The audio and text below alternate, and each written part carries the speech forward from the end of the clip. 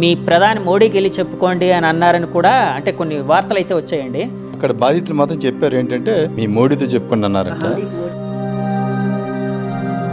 ఇప్పుడు చంద్రమౌళి గారిని కాల్చినప్పుడు మీరు ఎదురుగా చూశారు అన్నారు కదా, అంటే అప్పటికే ఆ మైదాన ప్రాంతం మొత్తం కొంతమంది శరీరాలతో ఏమైనా పడిపోయి అలాగే ఏమైనా ఉందా అండి? దూరంగా ఒకటి మాత్రం చూశానండి, అంతే. ఒక ఆయన పడిపోయి ఉన్నారు, అంతే, అదొకటే చూశాను. అప్పుడే వాళ్ళకి టైం అయిపోతుందో ఏమిటో తెలియదండి. టక్కుమని అన్నారండి, నిమిషం ఒక్క సెకండ్ అండి ఇలాగ అన్నారు, ఇలాగ వచ్చేసారు.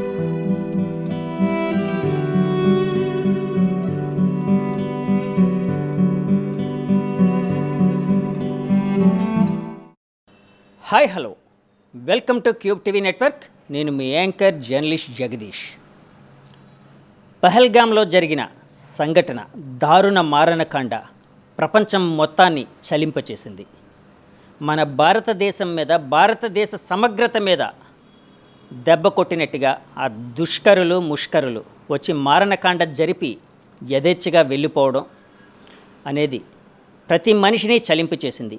ఆనంద డోలికల్లో ఊగిసలాడాలని వెళ్ళిన విహారయాత్ర కాస్త విషాదయాత్రగా మారి కొంతమంది అమాయకుల ప్రాణాలను హరించి వేసింది. 26 మంది అమాయకపు టూరిస్టులు, ఇండియన్స్, ముఖ్యంగా ఇండియన్స్ అని చెప్పాలండి, ఇక్కడ మన భారతీయులు ఉగ్రవాద దాడికి బలయ్యి ప్రాణాలు కోల్పోయారు. ఇది ప్రతి మనిషిని, ప్రతి భారతీయుడిని చలింపచేస్తూ ఆగ్రహాన్ని కలిగించే ఒక సంఘటనగా చరిత్రలో నిలిచిపోతుంది. దానికి తగ్గట్టుగా మన ఇండియన్ గవర్నమెంట్, మన భారతదేశం కూడా ముందుకు వెళ్తూ ఉంది, వాళ్ళ మీద చర్యలు తీసుకోవడానికి చూస్తూ ఉంది. ఈ విషయం అందరికీ తెలిసిందే. మనం ఇప్పుడు విశాఖపట్నంలో ఉన్నామండి. విశాఖపట్నం వాసి చంద్రమౌళి గారు ఆ మారణకాండలో అసువులు బాసారు, ప్రాణాలు కోల్పోయారు. ఇది చాలా బాధాకరమైన విషయం. అసలు అక్కడ ఏం జరిగింది తెలుసుకోవడం కోసం చంద్రమౌళి గారి స్నేహితులైన అప్పన్న గారి దగ్గరికి వచ్చామండి మనం. ఈ అప్పన్న గారి దంపతులు, అలాగే చంద్రమౌళి గారి దంపతులు, ఇంకొక జంట అక్కడికి విహారయాత్రకు వెళ్ళారు. అక్కడ ఏం జరిగింది, ఆ పరిస్థితి ఎలా ఉంది, ఆ భయానక పరిస్థితి కోసం మన ప్రేక్షకులకి తెలియజెప్పడం కోసం, మన ఇంటిగ్రిటీ ఏదైతే ఉందో, మన భారతదేశ సార్వభౌమాధికారం ఏదైతే ఉందో దాన్ని వాళ్ళ దెబ్బ కొట్టిన విధానం ఎలా ఉంది, ఇలాంటివన్నీ తెలియజెప్పడం కోసం నేను ఇక్కడి వరకు వచ్చానండి. వాళ్ళతో మాట్లాడి అసలు ఏం జరిగిందో తెలుసుకునే ప్రయత్నం అయితే చేద్దామండి. అప్పన్న గారి దంపతులు మనతో పాటు ఉన్నారండి. వాళ్ళతో మాట్లాడి అసలు ఏం జరిగిందో తెలుసుకునే ప్రయత్నం అయితే చేద్దామండి. సార్ నమస్తే అండి. నమస్తే మేడం. సార్, ఒక విధంగా మీకు అంటే ఒక లక్తోని మీరు ప్రాణాపాయం నుంచి బయటపడ్డారు. అంటే చాలా బాధాకర విషయం. మీతో పాటు వెళ్ళిన స్నేహితులు చంద్రమౌళి గారు అక్కడ అసువులు వాయడం అనేది, అంటే మీలాంటి స్నేహితులనే కాకుండా మాలాంటి వాళ్ళని అందరినీ, తెలుగు వారినే కాకుండా ఆ భారతీయులందరినీ కలిసివేసిన సంఘటన అండి. అసలు అక్కడ ఏం జరిగిందండి, ఏం జరిగిందని అంటే తెలుసుకోవడానికి ముందు అంటే మీరు ఏ విధంగా అక్కడికి వెళ్ళారు, ఏంటి, చంద్రమౌళి గారితో మీకుండే రిలేషన్, అంటే స్నేహం ఏంటి సార్? చంద్రమౌళి గారు నాకు ఆప్తమిత్రులు, మేము సహోద్యోగులం. పార్వతీపురం నుంచి ఇద్దరం కలిసి ఒకే బ్యాంకులో ఒకే టేబుల్ దగ్గర పనిచేసేవాళ్ళం. తర్వాత అతను మేము కలిసి ఇక్కడికి వచ్చేటప్పుడు మా ఇద్దరు కాకుండా త్రయం, రెడ్డి రామప్రసాదరావు గారిని ఒక అతను, మా ముగ్గురు త్రయం అనేవారు. సో త్రిమూర్తులను కూడా అనేవారు, సరదాగా వీళ్ళందరూ జోక్ చేసేవారు. మేమందరం యూజువల్గా ఎప్పుడైనా విహారయాత్రకు వెళ్ళేటప్పుడు అందరం కలిసి కుటుంబంతో వెళ్తుండేవాళ్ళం. అదే క్రమంలో మొన్న వెళ్ళేటప్పుడు రామప్రసాద్ గారు, అతను యూరోప్ టూర్ ఉన్నందున అతను రాలేదు. నేను, చంద్రమౌళి గారు ప్లస్ శశిధర్, మేము ముగ్గురం కుటుంబంతో కలిసి 18వ తేదీన, ఈ నెల 18ని బయలుదేరి వెళ్ళాము. మొదటి రోజు శ్రీనగర్ చేరుకుని అక్కడ దాల్ లేక్లోను, అలాగే సోనామార్గ్, అలాగే గుల్మార్గ్ 3 రోజులు వరుసగా సందర్శించిన తర్వాత 4వ రోజు ఏంటంటే ఈ పహల్గామ్ ప్రోగ్రాం పెట్టుకున్నాము. సో ఉదయం లేచి అక్కడి నుంచి 2 గంటల ప్రయాణం ఉంటుంది. పహల్గామ్ ఊరు చేరుకున్నాము. తదుపరి ఏంటంటే పహల్గామ్ ఊరు నుంచి అది అక్కడ ఒక చూడవలసిన ప్రదేశం మినీ స్విట్జర్లాండ్ అని చెప్పబడే ఒక ప్రాంతం ఉంది. అది అందరూ యాత్రికులు అందరూ చూస్తుంటారు. సో మాకు కూడా చూద్దామని అనిపించిన తర్వాత అక్కడికి వెళ్ళాము. అక్కడ వెళ్ళిన తర్వాత అక్కడ నడిచి వెళ్ళే ఇది కూడా లేదు, ఏ రహదారి లేదు, ఒక్క గుర్రము ఎక్కే వెళ్ళాలి అది. సో ఆ విధంగా మేము 6గురం కూడా గుర్రాలని అద్దె తీసుకొని వెళ్ళాము. అది ఒక 6-7 కిలోమీటర్లు ఉంటుంది గుర్రం మార్గం. ఆ వెళ్ళే తర్వాత అక్కడ చూడవలసిన ప్రదేశం మైదానం ఉంటుంది. అంటే ఇదంతా కొండ పైన మైదానం, ఆ పైన చుట్టూ అంతా కొండలు. సో ఆ పైన కొండల నుంచి చూస్తే ఇది లోయలాగా అనిపిస్తుంది. అందుకు దాన్ని పహల్గాము లోయ అని అనాలి దాన్ని. కింద నుంచి చూస్తే కొండ, కానీ పైనుంచి చూస్తే అది లోయ. సో దానికి చుట్టుప్రక్కల అంతన కంచి వేసినట్టు ఒక 7 అడుగుల ఎత్తులో కంచి కూడా వేయబడింది ప్రభుత్వం వారి చేత. ఎందుకంటే జంతువులు కూడా వస్తాయని భయంతో అనుకుంటున్నాను. సో ఆ మైదానం చుట్టూరా కంచె వేశారు. మైదానం చుట్టూ కంచె వేశారు. సో అక్కడ ఎంట్రన్స్ ఒకటే ఉంటుంది ఈ కంచె వేయడం వలన. ఆ ఎంట్రన్స్ లోనకి వెళ్ళి రావడానికి, లోనకి వెళ్ళడానికి, బయటికి రావడానికి అది ఒకటే మార్గం. సో అక్కడ ఏంటంటే ఎంట్రన్స్లోనే అక్కడ క్యాంటీన్ ఉంది. అయితే మేమందరం కొద్దిగా అలసిపోయి వెళ్ళడం వలన ముందు ఏంటంటే వాష్రూమ్కి వెళ్ళి తర్వాత ఇక్కడ టీ తాగుతున్న ఉద్దేశంతో మేమందరం ముందుకు వెళ్ళి వాష్రూమ్ తిరిగి వెళ్ళాల్సి వచ్చింది. వాష్రూము దగ్గరలో ఉన్నట్టు కనిపిస్తున్నా 1 కిలోమీటర్ దూరం ఉంటుంది పైన. సో అక్కడికి వెళ్ళి వాష్రూమ్ ముఖం కడుక్కొని అందరం ఇలా ఉంటున్నాము. సో పెద్ద శబ్దంతో తుపాకీ మోత వినిపించింది. సో మొదటిసారి మేమేమనుకున్నామంటే ఇదేదో అయ్యి ఉంటుంది, ఇక్కడ లోకల్గా ఒకవేళ ఏమైనా పక్షులు వేటాడుతున్నారో ఇంకేదో అనుకున్నాం, కానీ మేము పెద్దగా దాన్ని పట్టించుకోలేదు. రెండోసారి కూడా దానికి ఆపోజిట్ అంటే వ్యతిరేక దిశలో ఇంకొక తుపాకీ మోత వినిపించేసరికి అప్పుడు డౌట్ వచ్చింది.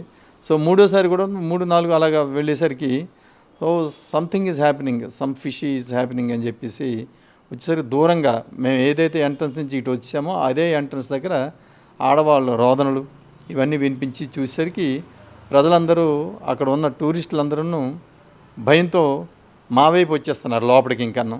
సో అప్పుడు మీరు లోపలికి ఉన్నారా సార్? ఆ మైదాన ప్రాంతానికి లోపలికి ఉన్నాము. సో అప్పుడు ఏంటంటే అందరూ జనాలు మా వైపు పరిగెత్తి వస్తున్నారు. ఏంటంటే వీళ్ళ తాలూకా టెర్రరిస్టుల తాలూకా భయంతో వాళ్ళు ఈ లోపలికి వచ్చేస్తున్నారు, ఎందుకంటే బయటికి వెళ్ళే అవకాశం లేనందున. సో వచ్చేస్తుంటే అప్పుడు మాకేంటంటే అక్కడ ఈ బాత్రూమ్ నిర్వాహకుడు ఉన్నాడు కదా, వాళ్ళకి తెలుసు కాబట్టి అక్కడ ఒక చిన్న మదుగులాగా ఉంటే ఆ మధు నుంచి అతను ముందు పారిపోయాడు. అంటే ఒక చిన్న సందు లాంటిది. సందు అంటే భూమికి ఈ గ్రిల్కి మధ్యలోని చిన్న వెంట్ అంటే మధులాగా ఉంటే ఆ మధు నుంచి అతను బయటకు ఎప్పుడైతే వెళ్ళిపోయాడో అప్పుడు మాకు అనిపించింది ఏంటంటే ఏదో టెర్రరిస్టులు కాల్పులు జరుపుతున్నారన్నారు. అప్పుడు మేము అందరం ప్రాణాలు తెగించి అదే మదుగులో నుంచి ఎవరి ప్రాణాలను వాళ్ళు రక్షించుకోవడం కోసం అతి వేగంగా బయటికి వెళ్ళడం, మేము లోపల నుంచి ఆడవాళ్ళని అలా బయటికి తోస్తుంటే వాళ్ళు బయట ఉన్న వాళ్ళు వీళ్ళని లాగడం, ఇలా చేసి అతి కష్టం మీద బయటపడ్డాము. ఇలా బయటికి వచ్చిన వెంటనే వాళ్ళు టెర్రరిస్ట్ ఒక అతను ఏం చేశారంటే అతను గేట్ల నుంచి బయటకు వచ్చి మా బయట మీద డైరెక్ట్గా మాకు అటాక్ ఇచ్చాడు. మీ వైపు వచ్చాడా ఆయన? బయట మేము ఎక్కడి నుంచి అయితే బయటకు వెళ్తున్నామో ఆ దిక్కు వచ్చేసాడు అతను. అంటే టెర్రరిస్టులు కొంతమంది టూరిస్టులు తప్పించుకుంటున్నారని గ్రహించి ఆ విధంగా గ్రహించి అతను బయటకు వచ్చి మా దగ్గరికి వచ్చేసరికి అది సమీపంలో మేము తారసపడ్డాము. అతనికి తారసపడితే అతను ఏం చేశాడు, సమీపం అంటే ఎంత దూరం అంటే ఇంచుమించు ఒక 8-10 అడుగులు, 8-10 దగ్గర నుంచి దగ్గరలో వచ్చేసాడు. వచ్చేసి అక్కడ పెద్ద చెట్టు కూడా ఉంది. సో బయట జావ్ అన్నాడు. బయట జావ్ అంటే కూర్చోండి అని. సో కూర్చోండి అని అనేటప్పుడు ఇతను పరిగెట్టలేక అతను ఏం చేశాడు, చంద్రబాబు గారు ఆ చెట్టు దగ్గర కూర్చుండిపోయారు. నేను మాత్రం చెట్టు వాడికి నాకు చాటు ఉంది కాబట్టి పరిగెత్తవలసి వచ్చింది. నేను పరిగెత్తి మరి వెనక్కి ఏం జరిగిందో చూడలేదు. పరిగెత్తను స్టార్ట్ చేసేసరికి వెనకనే టప్ అని సౌండ్ వినిపించింది. అనుకున్నాను చంద్రమౌళి గారు గన్ పేలిన తుపాకీ. తర్వాత చంద్రమౌళి గారి కాదు, అక్కడ ఇంకొక 4-5 కూడా ఉన్నారు, వేరే వాళ్ళు మాకు తెలియని వాళ్ళు, ఈ టూరిస్టులు. సో నేను అందులో దిగి పరిగెట్టేటప్పుడు ఎవరి ప్రాణరక్షణ కోసం వాళ్ళు పరిగెడుతున్నాం కాబట్టి వెనక్కి కొంత దూరం వెళ్ళాక వెనక్కి చూశాను ఏం జరుగుతుందని. అప్పుడు మా మిస్సెస్ కూడా కొద్ది దూరంలో కనిపించింది, చంద్రబాబు మిస్సెస్ కూడా కనిపించారు. ఆవిడని తీసుకుని ఈవిడ వచ్చి నాతో జాయిన్ అయితే ముగ్గురం కలిసి అతి కష్టం మీద పహల్గాం గ్రామం చేరుకునే ముందు మాకు సైనికులు కనిపించారు, మిలిటరీ వాళ్ళు. వీళ్ళు ఎక్కుతున్నారు. అప్పుడు కొండ ఎక్కేటప్పుడు వీళ్ళు ఏంటంటే మేము చూసి అమ్మటి వీళ్ళు కూడా టెర్రరిస్టులను భయపడ్డాము. మేము భయపడి సర్లే మరి ఇంకా ఎందుకు సార్ అంటే యాక్చువల్గా మిలిటరీ వాళ్ళు అనగానే డ్రెస్ కోడ్ ఇలాంటివన్నీ ఉంటాయి కదండి, AK-47 ఇలాగా మన ఈ డ్రెస్లో వచ్చారు వాళ్ళు కూడాను, మిలిటరీ డ్రెస్లోనే టెర్రరిస్టులు కూడా వచ్చారు. అంటే వాళ్ళు ప్రీ ప్లాన్డ్గా అన్నీ చెయ్యాలని చెప్పి ఒక మిలిటరీ అని మిస్లీడ్ చేస్తూ వచ్చారనమాట, మిస్లీడ్ చేశారు. అందుకు మేమేంటంటే వీళ్ళని కూడా డిఫరెన్షియేట్ చేయలేపాము. వీళ్ళు కూడా వాళ్ళ వర్గానికి చెందిన వాళ్ళు ఏమన్నా భయపడితే వీళ్ళు లేదు లేదు అని చెప్పేసి బొట్టన వేలు చూపించి ఇలాగని చెప్పేసి అనేసరికి మా దగ్గరికి వచ్చిన తర్వాత మా కాన్ఫిడెన్స్ గెయిన్ చేసిన తర్వాత చెప్పండి అక్కడ ఏం జరిగింది అన్నారు. అప్పుడు మేము చూసింది జరిగింది చెప్పాక మీరేం వర్రీ అవ్వకండి, మేము డిఫెన్స్ వాళ్ళం, మేము వెళ్తున్నామని చెప్పేసి వాళ్ళు బయలుదేరి పైకి వెళ్ళారు. అది జరిగింది. కిందకి వచ్చేసరికి మేము కూడా ముందు నేను, నా భార్య, తర్వాత చంద్రబాబు గారి భార్య ముగ్గురమే కిందకి దిగాము. వేరే వైపు వాళ్ళిద్దరు దిగారు. వాళ్ళిద్దరూ కూడా అక్కడ అంబులెన్స్లో వెళ్ళి, ఎందుకంటే అందరికీ దెబ్బలు తేలాయి చిన్న చిన్నవి. సో వాళ్ళు వెళ్ళి ఫస్ట్ ఎయిడ్ చేయించుకొని మా దగ్గరికి 2-3 గంటల తర్వాత చేరుకున్నారు. సార్ వాళ్ళిద్దరు అంటే ఇప్పుడు శశిధర్ అండ్ వాళ్ళ ఆవిడ సుమిత్ర. అంటే టోటల్గా 3 జంటలు వెళ్ళాయి. మేము 6 వెళ్ళాం కదా. సో ఇద్దరు అటు వెళ్ళిపోయారు, మేము 3 ఇటు వెళ్ళిపోయాము. చంద్రబాబు గారు మిస్సింగ్. అంటే కక్కా విక్కలం అయిపోయి ఇంకా పరిగెత్తాల్సి వచ్చింది. సో క్రిందకి వెళ్ళి చూసి మేము 3 ముందు కారులో కూర్చున్న తర్వాత ఒక 2-3 గంటల తర్వాత శశిధర్ అతను వాళ్ళ ఆవిడ కనిపించారు. మేము 5 ఉన్నాము, 6 అతను రాలేదు. సో చనిపోయిన చంద్రబాబు గారి భార్యకి ఈ విషయం తెలియకూడదని చెప్పేసి ఉద్దేశంతో మేము మేనేజ్ చేయవలసి వచ్చింది. అంటే కాదు సార్, యాక్చువల్గా అప్పటికి అంటే మీరు పరిగెడుతూ ఉన్నారు, పరిగెట్టిన తర్వాత మీ మిస్సెస్ గారు, తర్వాత చంద్రమౌళి గారు మిస్సెస్ గారు ఇలాంటి వాళ్ళందరూ కలిశారు. సో మీ వేరే ఫ్రెండ్స్ కూడా జాయిన్ అయ్యారు. సో ఒక దగ్గరికి వెళ్ళి సాధతీరారు. అప్పటికే చంద్రమౌళి గారికి ఇలా జరిగిందని ఎలా తెలిసింది మీకు? మేము చూసి నేను చంద్రబాబు కలిసే కదా వెళుతున్నాము కాబట్టి నేను ఇలా జరిగింది అలాగని చెప్పేసి నేను అతను చనిపోయారని మాత్రం నిర్ధారణకు రాలేదు. మేబీ ఆయన కాల్చి ఉండొచ్చు అని మీరు వచ్చాను అనుకున్నాను నేను.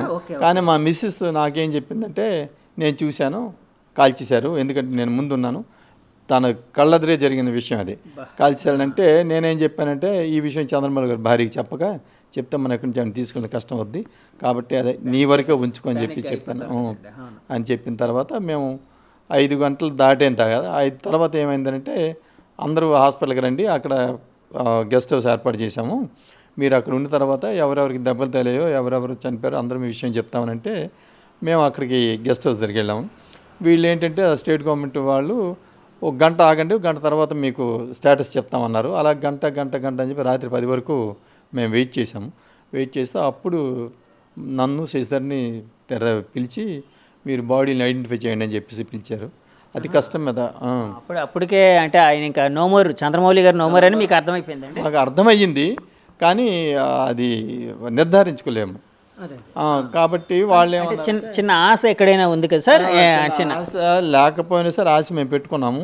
ఆవిడికి అదే చెప్పాము, అతనికి దెబ్బలు తగిలి ఉంటాయి, పర్వాలేదు, ట్రీట్మెంట్ అవుద్ది, బాగానే అవుతాడని చెప్పేసి ఆవిడకి చెప్పాము.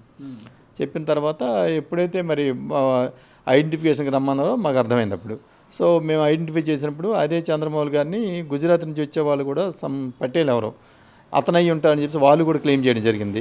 ఎందుకంటే మేము ఐడెంటిఫై చేయడానికి కూడా వీలు లేనట్ట ఛిద్రం జరిగింది, అంటే ఈ బాడీ ఫేస్ ముఖం ఎందుకంటే ఆ రౌండ్స్ కూడా ఇలాగెళ్ళాయి. నేను అంటే ఒక కాల్పు జరిగితే అది AK-47 అది అనుకుంటున్నాను, అది అలా వెళ్ళినప్పుడు ఒక 5-6 గుళ్ళు వెళ్ళిపోతాయి ఒకేసారికి.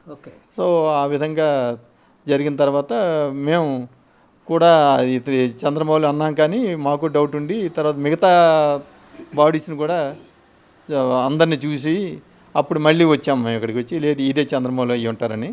అప్పుడు అతనికి వేలికి పెట్టిన ఉంగరం, అతని వాచి, తర్వాత అతని లోపల బనీని కూడా ఊదారంకల్ బనీని వేసుకున్నారు. ఆ బనీని బట్టి మేము ఇతనే అని చెప్పి నిర్ధారించిన తర్వాత అప్పుడు ఈ ముందు వేరే ఎవరైతే క్లెయిమ్ చేశారో ఇది మా బాడీ అని చెప్పేసి వాళ్ళు చెప్పారు, లేదు వేరే దగ్గర ఉంది మా బాడీ, ఇది మాది కాదన్నారు. అప్పుడు కన్ఫర్మ్ చేసుకున్నాక వాళ్ళు అక్కడి నుంచి అనంతనాగ్ హాస్పిటల్కి పోస్ట్ మార్టం తీసుకెళ్లారు. మేము ఆ రాత్రి మళ్ళీ వచ్చేసి శ్రీనగర్లో నైట్ హాల్ట్ చేయవలసి వచ్చింది. చేసిన తర్వాత మరుసనాడు బాడీని వాళ్ళే పంపించారు, ప్రభుత్వం వాళ్ళే. ఆ బాడీతో పాటుకు అటెండెంట్ ఉండాలి కాబట్టి ఈ శశిధర్ అటెండెంట్కి వెళ్ళారు. నేను ఈ 3 ఆడవాళ్ళని తీసుకొని నేను అతి కష్టం మీద విశాఖపట్నం చేరుకున్నాను. సార్ ఇప్పుడు యాక్చువల్గా చంద్రమౌళి గారి మొహం అంటే అక్కడ ఆయనే కాకుండా అందరి మొహాలు అట్లాగే చిత్రమైపోయి ఉన్నాయి సార్. అలాగే చిత్రమైపోయాయి, ఎందుకంటే వాళ్ళు గురిపెట్టి కాల్చడమే ఫేస్ మీద కాల్చారు, ముఖం మీద. అందుకు చాలా తక్కువ మందికే గాయాలయ్యాయి, 4 వరకే ఇంజ్యూరీస్తో బయటపడగలిగారు. వాళ్ళు బయటపడగలిగారు. సో మిగతా వాళ్ళందరూ death, on the spot death. Sir వాళ్ళు అంటే మీరు యాక్చువల్గా సంఘటన 8 అడుగుల దూరంలో కూడా చూసారన్నారు కదా, ఎలా ఉన్నారు సార్ వాళ్ళు? అంటే సస్పిషియస్గా ఏమైనా ఉన్నారా వాళ్ళు? లేదు, అప్పటికి వాళ్ళు ఫుల్ డ్రెస్, ఇంత మిలిటరీ డ్రెస్ తోటే ఉండి ఉంటారు. ఎందుకంటే అలా కనపడలేదు. మొదట్లో వాళ్ళు ఎప్పుడో వెళ్ళిపోయి ఉంటారు అక్కడికి. వాళ్ళు ముందు రోజు రాత్రి వెళ్ళిపోవడం కానీ, లేకపోతే ఆ రోజు తెల్లవారి చీకటి ఉండడానికి వెళ్ళిపోవడం కానీ జరిగి ఉండాలి. ఎందుకంటే మాతో పాటు ప్రయాణికులతో పాటు ప్రయాణం చేసి తెలిసిపోతారు. లేదంటే వేరే మార్గం ద్వారానే వచ్చి ఉండాలి. వాళ్ళు వచ్చిండి డ్రెస్ అయితే మిలిటరీ డ్రెస్లో ఉన్నారు. వాళ్ళకి మంచి ఆర్మ్స్ పట్టుకున్నారు, చుట్టూ ఇవి ఉన్నాయి, బెల్ట్ కట్టుకొని దానికి గుళ్ళు కట్టి అన్ని దోపి ఉన్నాయి. కాబట్టి అక్కడ చూస్తే మాత్రం వీళ్ళని టెర్రరిస్టులు అయితే డిఫెన్స్ వాళ్ళు కానీ లేదా టెర్రరిస్టులు కానీ చెప్పొచ్చు. వాళ్ళు టెర్రరిస్టులని యాజ్ ఇట్ ఈజ్గా అయితే మేము అనుకోలేదు. చాలా దూరంలో జరుగుతుంది, ఏదో జరుగుతుంది అనుకున్నాం. వాళ్ళు ఎప్పుడైతే మా దగ్గర వరకు వచ్చారో సో అయింది. ఆ విధంగా మేము గుర్తించడం అయితే జరిగింది. సార్ ఇప్పుడు యాక్చువల్గా మీరు ఒక విహారయాత్రకు వెళ్ళారు అంటే ఇది మీరు రెగ్యులర్గా వెళ్తూ ఉంటారా సార్? మీరు, చంద్రమౌళి గారు అండ్ వేరే శశిధర్ గారు? అందరం అంటే రిటైర్డ్ బ్యాంక్ స్టాఫ్ కొద్దిమంది ఉన్నాము, ఒక లిమిటెడ్ పీపుల్. మేము అందరం యూజువల్గా వెళ్తుంటాం. లాస్ట్ టైం కూడా అస్సాం అది వెళ్ళాము, అలాగే అంతకుముందు కూడా జగదల్పూర్ వెళ్ళాము. ఇంకా అలాగా యాత్రలకి కానీ లేదా కొత్త ప్లేసెస్ కానీ వెళ్ళడం అనేది మాకు కొద్దిగా సరదా. అంటే రిటైర్ అయిపోయాము, అందరూ పిల్లలు ఎవరు మన వాళ్ళు సెటిల్ అయిపోయి ఉన్నారు కాబట్టి పర్వాలేదు అని చెప్పేసి ఉద్దేశంతో once in a year or once in 2 years we made it a practice to go out of the state. Sir ఇప్పుడు మీరు విహారయాత్రకు వెళ్ళారు అంటే అందరూ ఆనందంగా ఫోటోలు తీసుకోవడం లేకపోతే కబుర్లు చెప్పుకోవడం, ఇలాంటి పరిస్థితిలో ఆ గన్ షాట్ వినిపించింది అని అనగానే ఫస్ట్ మీరు ఏదో పెట్టలను కాలుస్తున్నారో సంథింగ్ ఏదో అదర్ ప్రాక్టీస్ ఏదో అనుకున్నారు. కానీ ఎప్పుడైతే మీకు టెర్రరిస్ట్ అటాక్ అని తెలియగానే మీ మానసిక పరిస్థితి ఎలా ఉందండి? అంటే మానసిక పరిస్థితి అని అంటే మేము చూసేసరికి మైండ్ బ్లాంక్ అయిపోద్ది మాకు అసలు. ఎందుకంటే ఏం చేయడానికి కూడా అవకాశం లేదు అక్కడ. అందుకని చంద్రబాబు గారిని అనుకోవడం ఏంటంటే కూర్చోండి సరే అతను కూర్చుండిపోయారేమో అని అనుకుంటున్నాను. నేనేంటంటే ఎలాగో కూర్చునే కాల్ చేస్తాను, నిలబడి కాల్ చేస్తాను, ఆ మధ్యనకి ఎందుకు కూర్చోండి నేను పరిగెత్తాను. సో మిగతా వాళ్ళు కూడా డిఫరెంట్ డైరెక్షన్లో పెరిగారు కాబట్టి అందరూ సేవ్ అయ్యారు. అది కాక వాళ్ళు ఏంటంటే మరి ఆ తర్వాత మా వెనక పడలేదు. అంటే టార్గెట్ అప్పటికే 26 మంది చనిపోయారు కదా, ఇతను 26 వాడు. Last shot was Chandramouli. దాని తర్వాత మళ్ళీ కాల్పులు లేవు. Okay okay. అందుకు వాళ్ళు కూడా ఏంటంటే అక్కడతో ఆఫీస్ ఉంటారు నేను అనుకోవడం. అందుకు మా వెనక కూడా వాళ్ళు పడలేదు. సో ఆ విధంగా మేము కూడా ఏమో ఇక్కడ పరిగెట్టడం వల్ల సేవ్ అయిపోయామని అనుకోని క్లెయిమ్ మాత్రం చేయలేము. అంటే వాళ్ళకి దొరికిన వాళ్ళు ఎవరైతే ఉన్నారో వాళ్ళని కాల్చేశారు. అయితే అక్కడ వాళ్ళు చిన్న డిస్క్రిప్షన్ ఏంటంటే ఆడవాళ్ళని మేము కాల్చం అన్నారంట. ఎందుకంటే ఆ దగ్గరలో వచ్చి ఉన్న వాళ్ళు చెప్పే మాట అది, ఆడవాళ్ళని చిన్నపిల్లల్ని కాల్చడం లేదు కాబట్టి మేము కాల్చమని అన్నారు.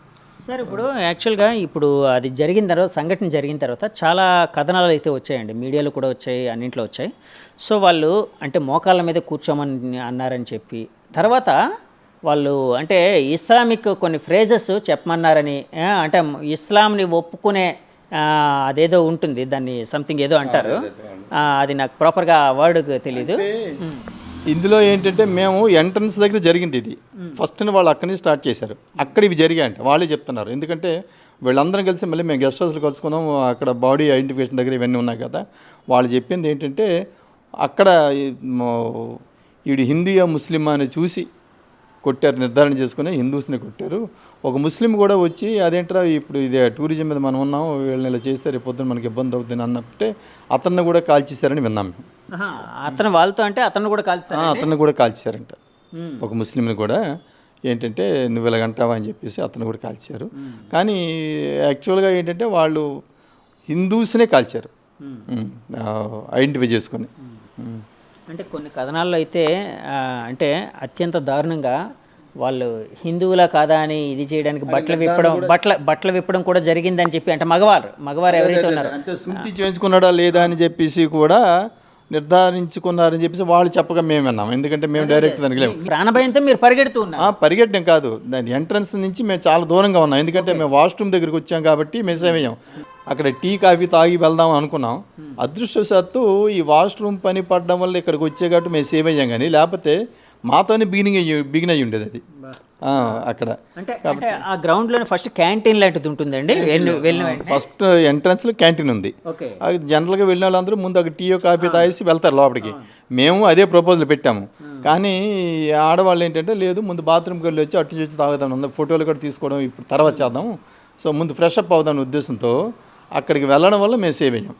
లేకపోతే అందరం ముందు అక్కడి నుంచే ప్రారంభం అయితే ప్రారంభం మాత్రం అయ్యి ఉండేది. అది సార్ ఇప్పుడు అక్కడ అంటే మీరు వెళ్ళినప్పటికీ అంటే రమారమి ఎంతమంది ఉండొచ్చు అండి? ఒక 300 మంది టూరిస్టులు ఉన్నారు. సో 300 మంది ఎప్పుడైతే కాల్పులు ప్రారంభమయ్యాయో ఇంకా కకావిక్కలమయ్యి పరిగెడుతూ అంటే ప్రాణభయంతో ఒక రకమైన ప్యానిక్ సిచ్యుయేషన్ అంతే కదండి. ప్యానిక్ సిచ్యువేషన్తో ఎవరి ప్రాణాలను కాపాడుకుంటూ వాళ్ళే వాళ్ళ భార్యలను కానీ పిల్లల్ని కానీ చూడకుండా పరిగెత్తారు అందరూ. అయితే ముందే వాళ్ళని కాల్చారు కాబట్టి వాళ్ళ భార్యలు మాత్రం వాళ్ళు అక్కడే ఉండి కేకలు వేయడం మాత్రం వినిపించింది మాకు. మేము దూరంగా ఉన్నాం కాబట్టి ఎవరు మన వాళ్ళే పరిగెత్తాం. అంటే కేకలు అంటే రోదనలండి, రోదన ఏడుస్తూ మేము ఏంటి ఎక్కడికి వచ్చి ఏడుస్తున్నారు ఏంటి అని అనుకున్నాం మేము. మాకు కూడా తెలుసు. అప్పుడు మీరు ఈ ఏడుపు వినేటప్పుడు ఎక్కడున్నారండి మీరు? దూరంగా అదే వాష్రూమ్స్ అంటే ఎక్స్ట్రీమ్ అదర్ ఎండ్లో ఉన్నాం. అంటే ఎంట్రన్స్ ఒకటి ఉంది, ఎంట్రన్స్ కాకుండా దానికి ఆపోజిట్ అదర్ ఎండ్ చివరిలో మేము ఉన్నాం అన్నమాట. అందుకు మాకు వాళ్ళ రోదనలు లాంటివి తెలిసి వినిపిస్తున్నాయి కానీ ఎందుకు రోధిస్తున్నారు ఏదని తెలియట్లేదు. తర్వాత ఎప్పుడైతే జనాలు కూడా మా వైపు పరిగెట్టుకు వస్తున్నారో అప్పుడు టెర్రరిస్టులు అన్నారు కాబట్టి పరిగెట్టి వస్తున్నారు, మేము పరిగెట్టడం ప్రారంభించాం. రోదనలు అంటే తమ ఎదురుగా అదేనండి తమ భర్తలు లేకపోతే పిల్లలు ఇలాంటి వాళ్ళే అంటే పెడబొబ్బులు పెడుతూ ఏడుపులు అంతే కదండి. ఎందుకంటే మీరు చాలా దూరంగా ఉన్నారన్నారు కదండి. అవును, అందుకనే రోదనలే అరణ్య రోదనలు వినిపిస్తున్నాయి మాకు. సో ఇక్కడికి వచ్చి ఏడుస్తున్నారు ఏంటా అని అనుకున్నాం కానీ ఎందుకు ఏడుస్తున్నారు కూడా మాకు కూడా తెలియదు కదా. సో ఎప్పుడైతే జనాలు కూడా పరిగెట్టుకొని మా వైపు పరిగెట్టి వస్తున్నారో అప్పుడు వీళ్ళని కూడా చూసాం. అంటే ఒకరిద్దరైతే కనిపించారు మాకు. ఒకరిది ఎప్పుడైతే బయటకు వచ్చాడో సో టెర్రరిస్టులు ఇక్కడ ఫైరింగ్ చేస్తానని నిర్ధారించుకొని మేము పరిగెట్టడం స్టార్ట్ చేసాం. సార్ అది అంటే మీరు యాక్చువల్గా వాళ్ళు ఐడెంటిఫై చేసి అంటే వాళ్ళు హిందూ అంటే మతాన్ని ఏ మతం అనే దాన్ని ఐడెంటిఫై చేసుకొని హిందూ అయితేనే కాల్చడం జరిగిందని చెప్పి చాలామంది చెప్పారని అన్నారు కదా సార్. ఇదంతా ఎవరు చెప్పారండి అక్కడ? అంటే మిగతా ప్రాణభయంతో ముందు కొంతమందిని వాళ్ళు కాల్చారు కదా, కాల్చేటప్పుడు అప్పుడు వాళ్ళతో సంభాషణ చేశారంట. వాళ్ళు సంభాషణ చేసినప్పుడు అప్పుడు ఏంటంటే ఇది హిందూ ముస్లిమా పేరు అడిగి అడ్రస్లు కూడా అంటే చూసి ఐడెంటిటీ కూడా చూశారట. అంటే ఆధార్ కార్డులు కూడా చూశారని నేను విన్నాను వాళ్ళు చెప్పారు. ఎందుకంటే మేము అందరం మళ్ళీ అక్కడ గెస్ట్ హౌస్లో కలుసుకున్నాం కదా, హాస్పిటల్ దగ్గర కలుసుకున్న తర్వాత వాళ్ళు చెప్పిన విషయం ఏంటంటే ఆ ఐడెంటిటీ చూసుకొని కాల్చారండి. సార్ ఇప్పుడు యాక్చువల్గా మీకు చంద్రమౌళి గారికి చాలా స్నేహం ఉంది, కలిసి పనిచేశారు ఒక 30 ఏళ్ళుగా అండి. 30 ఏళ్ళుగా మాకు పరిచయం, స్నేహితులు. సో అంటే యాక్చువల్గా ఎక్కడైనా కూడా మనం ఒక ఆనందంగా అలా వెళ్ళిన దగ్గర ఇలాంటిది జరగడమే ఒక ప్యానిక్ సిచ్యుయేషన్. ఇందాక మీరు అన్నట్టు బ్లాంక్ అయిపోయింది అన్నారు. సో మీతో పాటు వెళ్ళిన ఒక వ్యక్తి అట్లా ప్రాణాలు కోల్పోయారు అనగానే మీ మానసిక పరిస్థితి ఏంటి సార్? అంటే వర్ణించడానికి వీలు కాదండి అది. మేము ఇప్పుడు ఏం చెప్తాము, మేము ఇక్కడికి 6 వచ్చాము, 5 వెళ్తున్నామంటే మా దురదృష్టం అనుకుంటున్నాం. తర్వాత ఈ విషయం ఆవిడికి కూడా తెలియజేయడానికి మాకు ధైర్యం చాలలేదు. సో ఇది ఎలా విశాఖపట్నం వెళ్ళే వరకు ఆవిడికి చెప్పకుండా రహస్యంగా ఉంచి అక్కడ చెప్పాలి అలాగని చెప్పేసి పూర్తిగా చెప్పకపోతే అవ్వదు. వాళ్ళ బంధువర్గానికి ముందు చెప్పాలి, ఎందుకంటే వాళ్ళ పిల్లలు గట్రా అమెరికాలో ఉన్నారు కాబట్టి వాళ్ళిద్దరూ రావాలనుకుంటే ముందు చెప్పకపోతే వాళ్ళకి అవ్వదు. సో మాకు అత్యంత అంటే టెస్టింగ్ టైం అది కాబట్టి అయినా మరి ఏం చేసామంటే ముందు చంద్రమౌళి గారు బావమరిదికి చెప్పాము, మీరు చెప్పకండి, మీ అక్కకి చెప్పకండి ఈ విషయం, కానీ జరిగింది కాబట్టి మిగతా ఏర్పాట్లు మీరు ఏం చేస్తారో ఎవరెవరు చెప్పలేదు అది చూసుకోండి, ఆవిడకి మాత్రం చెప్పొద్దు అన్నాం. అక్కడ కూడా ఏంటంటే పోస్ట్ పెయిడ్ ఉంటుంది, ప్రీపెయిడ్ ఉండదు కాబట్టి మా అందరివి ప్రీపెయిడ్ కాబట్టి ఎవరి ఫోను పనిచేయదు మాది. అందువల్ల మేము ఢిల్లీ వచ్చే వరకు మా ఫోన్లు ఏవి పని చేయలేదు. ఢిల్లీ వచ్చాక ఆవిడేంటంటే వాట్సాప్ ఓపెన్ చేసి చూసేసరికి ఆవిడే ఫస్ట్ నుంచి చూసింది. అంటే మీడియాలో వచ్చినవన్నీ అందులో ఉన్నాయి. సో విశాఖపట్నం వాసి దుర్మరణం టెర్రరిస్టుల కాల్పులని ఉండేసరికి ఆవిడ చూపించి ఇదిగో ఇలా ఉన్నదని చెప్పేసి వాడు ఫెయింట్ అయిపోయారు, పడిపోతే అక్కడ అదృష్టవశాత్తు 2 డాక్టర్లు ఉన్నారు కాబట్టి వాళ్ళిద్దరూ కొద్దిగా ఫస్ట్ ఎయిడ్ చేసి ఆ తర్వాత మాకు కొద్దిగా ప్రయారిటీ ఇచ్చేసి చెక్-ఇన్ అంతా అయింది. సార్ ఇప్పుడు మీరు ఆల్మోస్ట్ ఒక 60 ఏళ్ళు క్రాస్ అయిన సీనియర్ సిటిజన్, 65-70 ఏళ్ళు అనుకోండి. అంటే మీ జీవితంలో ఎప్పుడైనా విన్నారా సార్? అంటే మన దేశంలో ఉంటూ మన దేశంలోనే ఇట్లా ఇంత దారుణంగా జరిగిన సంఘటనలు అంటే టూరిస్టుల మీద, ప్రజానీకాని మీద, పబ్లిక్ మీద ఇలాంటి ఇంతవరకు జరిగే మాత్రం లేదు నేను వినడం వరకు అయితే. ఇది ఫస్ట్ టైం వాళ్ళు అంటున్నారు ఇలా చేయడం తప్పని వాళ్ళు అంటున్నారు. అక్కడ ఉన్న ముస్లిం సమాజం కూడా ఇలా చేయకూడదు తప్పని అంటున్నారు. అందరూ మొత్తం ప్రపంచం యావత్తు చెప్తున్నది ఇది చేసిన తప్పు చేయకూడదు అమాయకుల్ని బలికొన్నారనేసి. దీనికి మరి ప్రతీకారం అంటే మరి ప్రభుత్వం వారే చేయాలి తప్ప మరి వ్యక్తిగతంగా ఎవరు ఏమి చేయలేనిది. చూడాలి, మరి వేచి చూడాలి ఏం జరుగుతుందో. సార్ ఇప్పుడు తర్వాత అంటే మీరు ఆ ఫొటోస్ అవి పరిగెడుతూ ఉండేటప్పుడు వెనక్కి తిరిగి చూడడం ఇలాంటివి ఏమైనా అంటే జరిగినప్పుడు అక్కడ పరిస్థితులు అంటే వెనక ఏదైనా జరుగుతుందేమో అనే దాంతో చూసిన సంఘటనలు అంటే చూసినప్పుడు అక్కడ పరిస్థితి ఎలా ఉంది సార్? అంటే పడిపోతూ ఉన్నారా? ఏం లేదండి, అది కొండ దిగడం, కొండ ఎక్కడం కన్నా దిగడం చాలా ప్రమాదకరం, కష్టమైన పని. సో ఆ దిగేటప్పుడు కూడా అక్కడేంటి సెలయేళ్ళు, చిన్న చిన్న సెలయేళ్ళు, రాళ్ళు, రప్పలు, ఎక్కడ ఏది త్రావు అంటూ కనిపించదు. ఎందుకంటే త్రావు నలిగి ఉంటుంది కదా, కాబట్టి త్రావు ఉండదు. నెక్స్ట్ వెళుతున్నాం కూడా గమ్యస్థానం వైపు మేము కరెక్టే వెళ్తున్నామా లేకపోతే మధ్యలోకి వెళ్ళిపోతున్నామో కూడా మాకు తెలియదు. అయినప్పటికీ మరి అంతకంటే మరి వేరే ప్రమాదకరం స్థలం ఉండదు కదా అని చెప్పి పరిగెట్టి కింద వైపు వెళ్ళాము. ఒక డైరెక్షన్ అనుకుని వెళ్ళాము. లక్కీగా ఆ డైరెక్షన్లో కొంత దూరం ప్రయాణం చేస్తే అప్పుడు ఊరు కనిపించింది. అదృష్టం ఊరి వైపు వచ్చాం, కరెక్ట్గా వచ్చాం అనుకున్నాం అంతే. సార్ ఇప్పుడు ఆ పహల్గాం ఊరు అన్నారు కదండి, అంటే ఇది కొండ, ఒక మైదాన ప్రాంతం, కొండ మీద మైదాన ప్రాంతం ఇది, అంటే మీరు వెళ్ళింది అంతే కదండి? ఊరు అయితే మాత్రం ప్లెయిన్ ఏరియా, ఊరు తర్వాత కొండ మీద మళ్ళీ ఇది ప్లెయిన్, ఓకే ఓకే, ఆ తర్వాత కొండలు. కాబట్టి ఆ పైనుంచి చూస్తే మేము వెళ్ళే ప్రాంతం అది మైదానం. సో ఆ మైదానం మళ్ళీ కొండలు దిగితే కిందంతా మళ్ళీ మైదానంలాగే ఉంటుంది. సార్ ఇప్పుడు పహల్గాం ఊర్లోకి వెళ్ళిన వెంటనే అక్కడ ఎవరికైనా మీరు ఇలాంటి జరిగిందని చెప్పడం ఏం జరిగిందా సార్? లేదు, మేము ఎవరికి చెప్పడానికి వీలు లేదు. ఎందుకంటే అక్కడ ఉన్నదంతా ముస్లిం సామాజిక వర్గమే ఉన్నది, వేరే వాళ్ళు ఎవరు లేరు. లోకల్స్ అంటే ఎవరు మాకు ముందు అనంతా గడ్డలు దీనితో కనిపించిన వాళ్ళే. కాబట్టి మేము ఎవరితో షేర్ చేస్తాం. అయితే మా డ్రైవర్ మాత్రం ముస్లిం అయినప్పటికీ కొంతవరకు మాకు కోఆపరేట్ చేశాడు.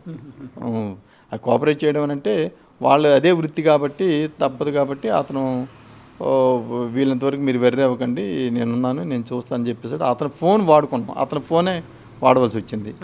అతని ఫోన్ నుంచి ఎవరికి చెప్పారు సార్? ఎవరికి కాల్ చేశారు మీరు? అంటే కమ్యూనికేషన్ ఇప్పుడు రెండో అతను మాకు కనపడలేదు, కానీ అక్కడ వాళ్ళ ఫోన్ పనిచేయదు కాబట్టి అతనికి చేయడం.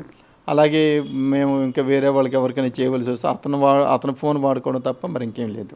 చంద్రమౌళి గారి ఫోన్కి మీరు చంద్రమౌళి గారి ఫోన్కి ట్రై చేసాము. ఎందుకంటే అతని దగ్గరే పోస్ట్ పెయిడ్ ఉంది కాబట్టి అది రింగ్ అవుతుంది కానీ ఎవరు తీయట్లేదు దాన్ని. ఫోన్ రింగ్ అవుతుందండి, రింగ్ అవుతుంది. ముందు కొంతసేపు వరకు అయితే రింగ్ కూడా అవ్వలేదు, ఆ తర్వాత రింగ్ అవుతుంది కానీ అది తీయలేదు. తీయపోసిన మాకు మరి కమ్యూనికేషన్ అయితే లేదు. అతని నుంచి మాకు ఏ రకమైన కమ్యూనికేషన్ లేకుండా ఉంది. తర్వాత ఏంటంటే పోలీసులు నెక్స్ట్ అక్కడ కమాండెంట్ ఫోన్ చేసి, అంటే నెక్స్ట్ డే కాక ఆ నెక్స్ట్ డే నాకే చెప్పింది ఏంటంటే అతని వస్తువులన్నీ మా దగ్గర ఉన్నాయి, ఉంగరము, వాచి, 2 సెల్ ఫోన్లు, ఒక చైను ఇవి ఉన్నాయి, అతని ఐడి కార్డు అడ్రస్ పెట్టినట్టయితే మేము పంపిస్తామండి అని అన్నారు. యాక్చువల్గా అది ఒక రకమైన అంటే మారణకాండ. మానసికంగా బయటపడడం అనేది చాలా చాలా కష్టమైన విషయం. సో అందులోంచి బయటపడడానికి అంటే ఇప్పుడు ఆల్మోస్ట్ జరిగి కొద్ది రోజులైంది. సో అంటే అలాంటివి ఏవైనా మీరు అంటే వినేటప్పుడు అంటే ఒక సగటు ఇండియన్గా మీ ఫీలింగ్ ఏంటి సార్? అంటే సగటు భారతీయునిగా మరింకేం లేదు, ఇలాంటి పునరావృతం కాకుండా చూసుకోవాలి బాధ్యత అయితే అందరికీ ఉంది. మన దేశంలో రాజకీయ దౌర్బల్యం ఏంటంటే మంచిని మంచి, చెడుని చెడు కూడా అనే పార్టీలు లేవు. బాధ్యతారాహిత్యంగా కూడా ప్రవర్తించే పార్టీలు ఉన్నాయి. ఇలాంటి జాతీయ సమగ్రతను అవసరం అనుకున్న పరిస్థితుల్లో కూడా రాజకీయ పార్టీలు వాటి తాలూకా రాజకీయాలు చేస్తున్నాయి తప్ప ఒక తాటికి రావటం లేనందుకు నేను చాలా బాధపడుతున్నాను. అవి అంటే మనాళ్ళు పొలిటీషియన్స్ తప్ప స్టేట్స్మెన్ కారు. అంటే వీళ్ళకి ఎంతసేపు వాళ్ళ రాజకీయ పార్టీ ఇదే తప్ప దేశ తాలూకా సమగ్రత కానీ దేశం తాలూకా శ్రేయస్సు కానీ గుర్తించడం లేదని అనుకుంటున్నాను. ఎప్పటికీ కూడా మనకు స్వతంత్రం వచ్చింది కానీ స్వతంత్రంగా ఆలోచించే శక్తి ఇంకా రాలేదు ప్రజలకైనా, అంటే ప్రజలకి, నాయకులకి. చాలామంది నాయకులు వాళ్ళు ఏంటి మాట్లాడుతున్నారు, పిచ్చి కూడా మాట్లాడుతున్నారు. దీంట్లో కూడాను ఈ నెగోషియేట్ చేయాలంటారు, దీంతో కూడా మన తప్పు ఉందేమో చూడండి అంటారు, మనం వెళ్ళకూడదు అంటారు. వెళ్ళకూడదు ఇవన్నీ చెప్పడం ఏంటండి? వెళ్ళిన తర్వాత జరిగింది కాబట్టి ఏమొచ్చి వెళ్ళకూడదు, వెళ్ళారు, చూశారు, ఎన్నాళ్ళు జరిగింది. వెళ్ళిన తర్వాత నెక్స్ట్ ఏంటి చేయాలి అనేది ఆలోచించాలి తప్ప మనం చేసిన తప్పు ఎంతసేపు అంటే ఉన్న ప్రభుత్వాన్ని నిందించడం తప్పు అనేది టూరిస్టుల వైపు ఉందన్నట్టు మాట్లాడుతున్నారు. అది చాలా అంటే టూరిస్టులు వెళ్ళకూడదు, అక్కడ సెక్యూరిటీ లేదు, ఈ తర్వాత కమ్యూనికేషన్ లేదు, ఇవన్నీ అంటే మరి ఇన్నాళ్ళు జరుగుతున్నాయి అనుకున్నాం. మేము కూడా ఏంటంటే ముందులో జరిగినకి ఏమి జరగలేదు కదా, ఆ ముందు ఎంత గత 20 ఏళ్ళుగా జరుగుతుంది ఏం అవ్వలేదు కదా అక్కడ. కాబట్టి మేము వెళ్ళడం కూడా జరిగింది. తర్వాత అది స్వతంత్ర భారతదేశమే కదా, మన దేశం, మన భారతదేశంలో కదా, మన దేశం కదా. మన దేశం వెళ్ళడానికి మనం భయపడుతున్నాం అంటే మరి ఇంకెక్కడ మనకి రాజ్యాంగ రక్షణ ఉంది మనకి. కాబట్టి అది కాదు నాయకులు చెప్పాల్సింది. నాయకులు చెప్పకపోతే మీరు ఏ ప్రదేశానికైనా నిర్భయంగా వెళ్ళొచ్చు, తిరిగి రావచ్చు, అంతా మనదే దేశం అని చెప్పగల నాయకుడు కావాలి. కానీ మీరు అలా చేయకూడదు, ఇలాగ చేయకూడదు, మేమే దేశద్రోహం చేసి లేదే. నిజంగా చెప్పాలంటే ఇలా మాట్లాడుతున్న వాళ్ళు దేశద్రోహం చేస్తున్నారు. వాళ్ళు ఇప్పుడు ఏంటంటే ఒక త్రాటి మీదకి రావాలి. ఇప్పుడు జరిగింది ఇక్కడ యాక్చువల్గా చెప్పాలనుకుంటే ఇస్లామిక్ ఇది హిందూయిజం మీద పడింది. అది వదిలేశారు. అది వదిలేసి వాళ్ళని ఏమి అనలేక ఇది వచ్చి వాళ్ళ తప్పు వీళ్ళ తప్పు అని అనడం అనేది సరైనది కాదు. సరే, ఇప్పుడు మీరు అన్నారు కదా ఇస్లాం అంటే హిందువులను ఐడెంటిఫై చేసి చంపడం అనేది, అంటే ఆ ఉగ్రవాదులు ఎవరైతే ఉన్నారో. కానీ అక్కడ కొన్ని ఎగ్జాంపుల్స్ కూడా ఆ మధ్య వచ్చాయి సార్. అంటే ఒక అతను మీరు అన్నట్టు ఇందాక మీ డ్రైవర్ బీయింగ్ ఏ ముస్లిం అయినా కూడా మిమ్మల్ని రక్షించడానికి ట్రై చేయడం, కొంతమంది మీకు సపోర్ట్ చేయడం. అలాగే ఆ మధ్య ఒకటి చూశాను, ఒక న్యూస్ ఐటమ్ ఒకటి చూశాను. ఒక వ్యక్తి పిల్లల్ని తన భుజాల మీదకి ఎక్కించుకొని కొంత దూరం పరిగెట్టి వాళ్ళు పహల్గామ్ గ్రామం దగ్గర వదిలేసి మళ్ళీ ఫ్యామిలీని రక్షించాడు, అతను కూడా ముస్లిం ఇలా అని. అంటే ఇలాంటివి చూసినప్పుడు మీకేమనిపిస్తుంది? లేదు, వాళ్ళలో కూడా మానవతావాదులు ఉన్నారు. కానీ ఎక్కువగా మన దేశంలో ఉన్న దౌర్భాగ్యం ఏంటంటే స్వదేశంలో ఉండి స్వదేశ హాని తలపెట్టి స్వదేశాన్ని అంటే నాశనం కోరుకునే వాళ్ళు ఎక్కువ మంది ఉన్నారు. పాకిస్తాన్కి చెయ్యి, పాకిస్తాన్ ఇది ఇండియా అని నిందించడం ఇదంతా దేశద్రోహం. అది నిజంగా వాళ్ళ వల్లే చాలా ప్రమాదకరమైన పరిస్థితిలో ఉన్నాం మనం ఇప్పుడు. మనం చెప్పేది ఏంటంటే ముస్లిమ్స్ అందరూ వ్యతిరేకం కాదు. ముస్లిమ్స్లో కూడా హిందూ అంటే భారతదేశ ముస్లిమ్స్ వాళ్ళు వేరు.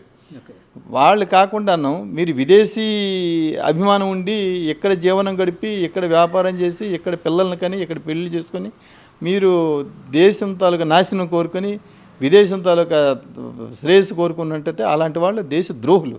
నిజంగా వాళ్ళు శిక్షించాలి. సార్ అక్కడ అంటే చాలామంది ఐడెంటిఫై చెప్పింది ఏంటంటే టూరిస్టులు అందరూ ఉన్నారు కానీ ఎలాంటి సెక్యూరిటీ మెజర్స్ లేవు, అంటే అక్కడ ఎవరు కనిపించలేదు ఇట్లాగన్నట్టు కొన్ని వార్తలు అయితే వచ్చాయి. అక్కడ ఏంటి సార్ పోలీసు అంటే రాష్ట్ర యంత్రాంగమైన పోలీసు కానీ సెక్యూరిటీ కానీ ఎవరు లేరా సార్? అంటే మీకు రాష్ట్ర పోలీసులు అక్కడ పనిచేయరండి. ఎందుకంటే జనరల్గా వాళ్ళ రాష్ట్రం తాలూకా ఇది ఉంటుంది కాబట్టి. నెక్స్ట్ అక్కడ ఉన్నదంతా ఒకే వర్గం ఉంటారు కాబట్టి. పంచేరు మీన్స్ అంటే నాకు అర్థం కాదు. పంచేయరంటే మన రక్షణకు వస్తారని అనుకోవడానికి లేదు, ఎందుకంటే వాళ్ళకి లోకల్ కనెక్షన్స్ ఉంటాయి కాబట్టి. కానీ అక్కడ సెక్యూరిటీ మాత్రం ఉంది. బిఎస్ఎఫ్ ఉంది, సిఆర్పిఎఫ్ ఉన్నారు. వాళ్ళు ఎక్కడికక్కడ అడుగడుగునే ఉన్నారు. సెక్యూరిటీ విషయంలో కాశ్మీర్లో మాత్రం మనకి కాన్ఫిడెన్స్ వచ్చేటట్టు, ధైర్యం వచ్చేటట్టు కలిగించేటట్టు మాత్రం సెక్యూరిటీ ఉంది, అందులో డోకా లేదు. కానీ ఇక్కడ ఆ పర్టికులర్ ప్రదేశంలో లేరు, ఎవరు లేరు. మరి వాళ్ళకి ఇన్ఫర్మేషన్ ఉందో లేదో తెలియట్లేదు, తర్వాత అవసరం లేదనుకున్నారో ఏంటో తెలియదు. కానీ అక్కడ ఒక ఇద్దరు ముగ్గురైన సెక్యూరిటీ ఉన్నట్టయితే ఇది జరిగి ఉండేది కాదేమో అని నేను అనుకుంటున్నాను, నా అభిప్రాయం. ఇప్పుడు మీరు పరిగెడుతూ ఉండేటప్పుడు పహల్గామ్ గ్రామం దాటిన తర్వాత మన బోర్డర్ సెక్యూరిటీ ఫోర్స్ వాళ్ళు కనిపించారు అని అన్నారు కదండి, ఆర్మీ వాళ్ళు. సో ఆర్మీ వాళ్ళు కనిపిస్తే మీరు కొంత అంటే వాళ్ళు సస్పిషియస్గా అంటే మీకుండే పూర్వానుభవంతో వాళ్ళు కూడా ఒకవేళ అవతల వ్యక్తులేమో అన్నట్టు మీరు కొంచెం డౌట్ ఫీల్ అయ్యారు. తర్వాత వాళ్ళు కాదు అని చెప్పినప్పుడు వాళ్ళు అంటే ఏ లాంగ్వేజ్లో మాట్లాడారు, ఏమన్నారు సార్ వాళ్ళు? వాళ్ళంతా హిందీ భాష మాట్లాడారు. అంటే నాకు కూడా హిందీ వచ్చు కాబట్టి నేను అంటే ఈజీగానే వాళ్ళతో కలవగలిగాను, విషయాలన్నీ చెప్పగలిగాను. వాళ్ళు కూడా నాతో అంటే మేము ఫలానా అండి, మీరేం భయపడాల్సిన పని లేదు అనే ధైర్యం అయితే ఇచ్చే మాట్లాడారు.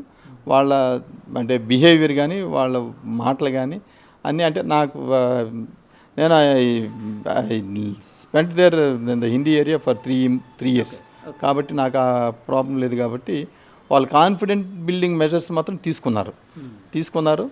అలాగే మేము కూడాను అక్కడ ఏం జరిగిందా అన్నది ఇప్పుడు మీకు చెప్పినట్టే చెప్పగలిగాము. వాళ్ళు కావాల్సిన క్లూస్ ఇన్ఫర్మేషన్ అంతా అడిగారు ఈ విషయాల గురించి.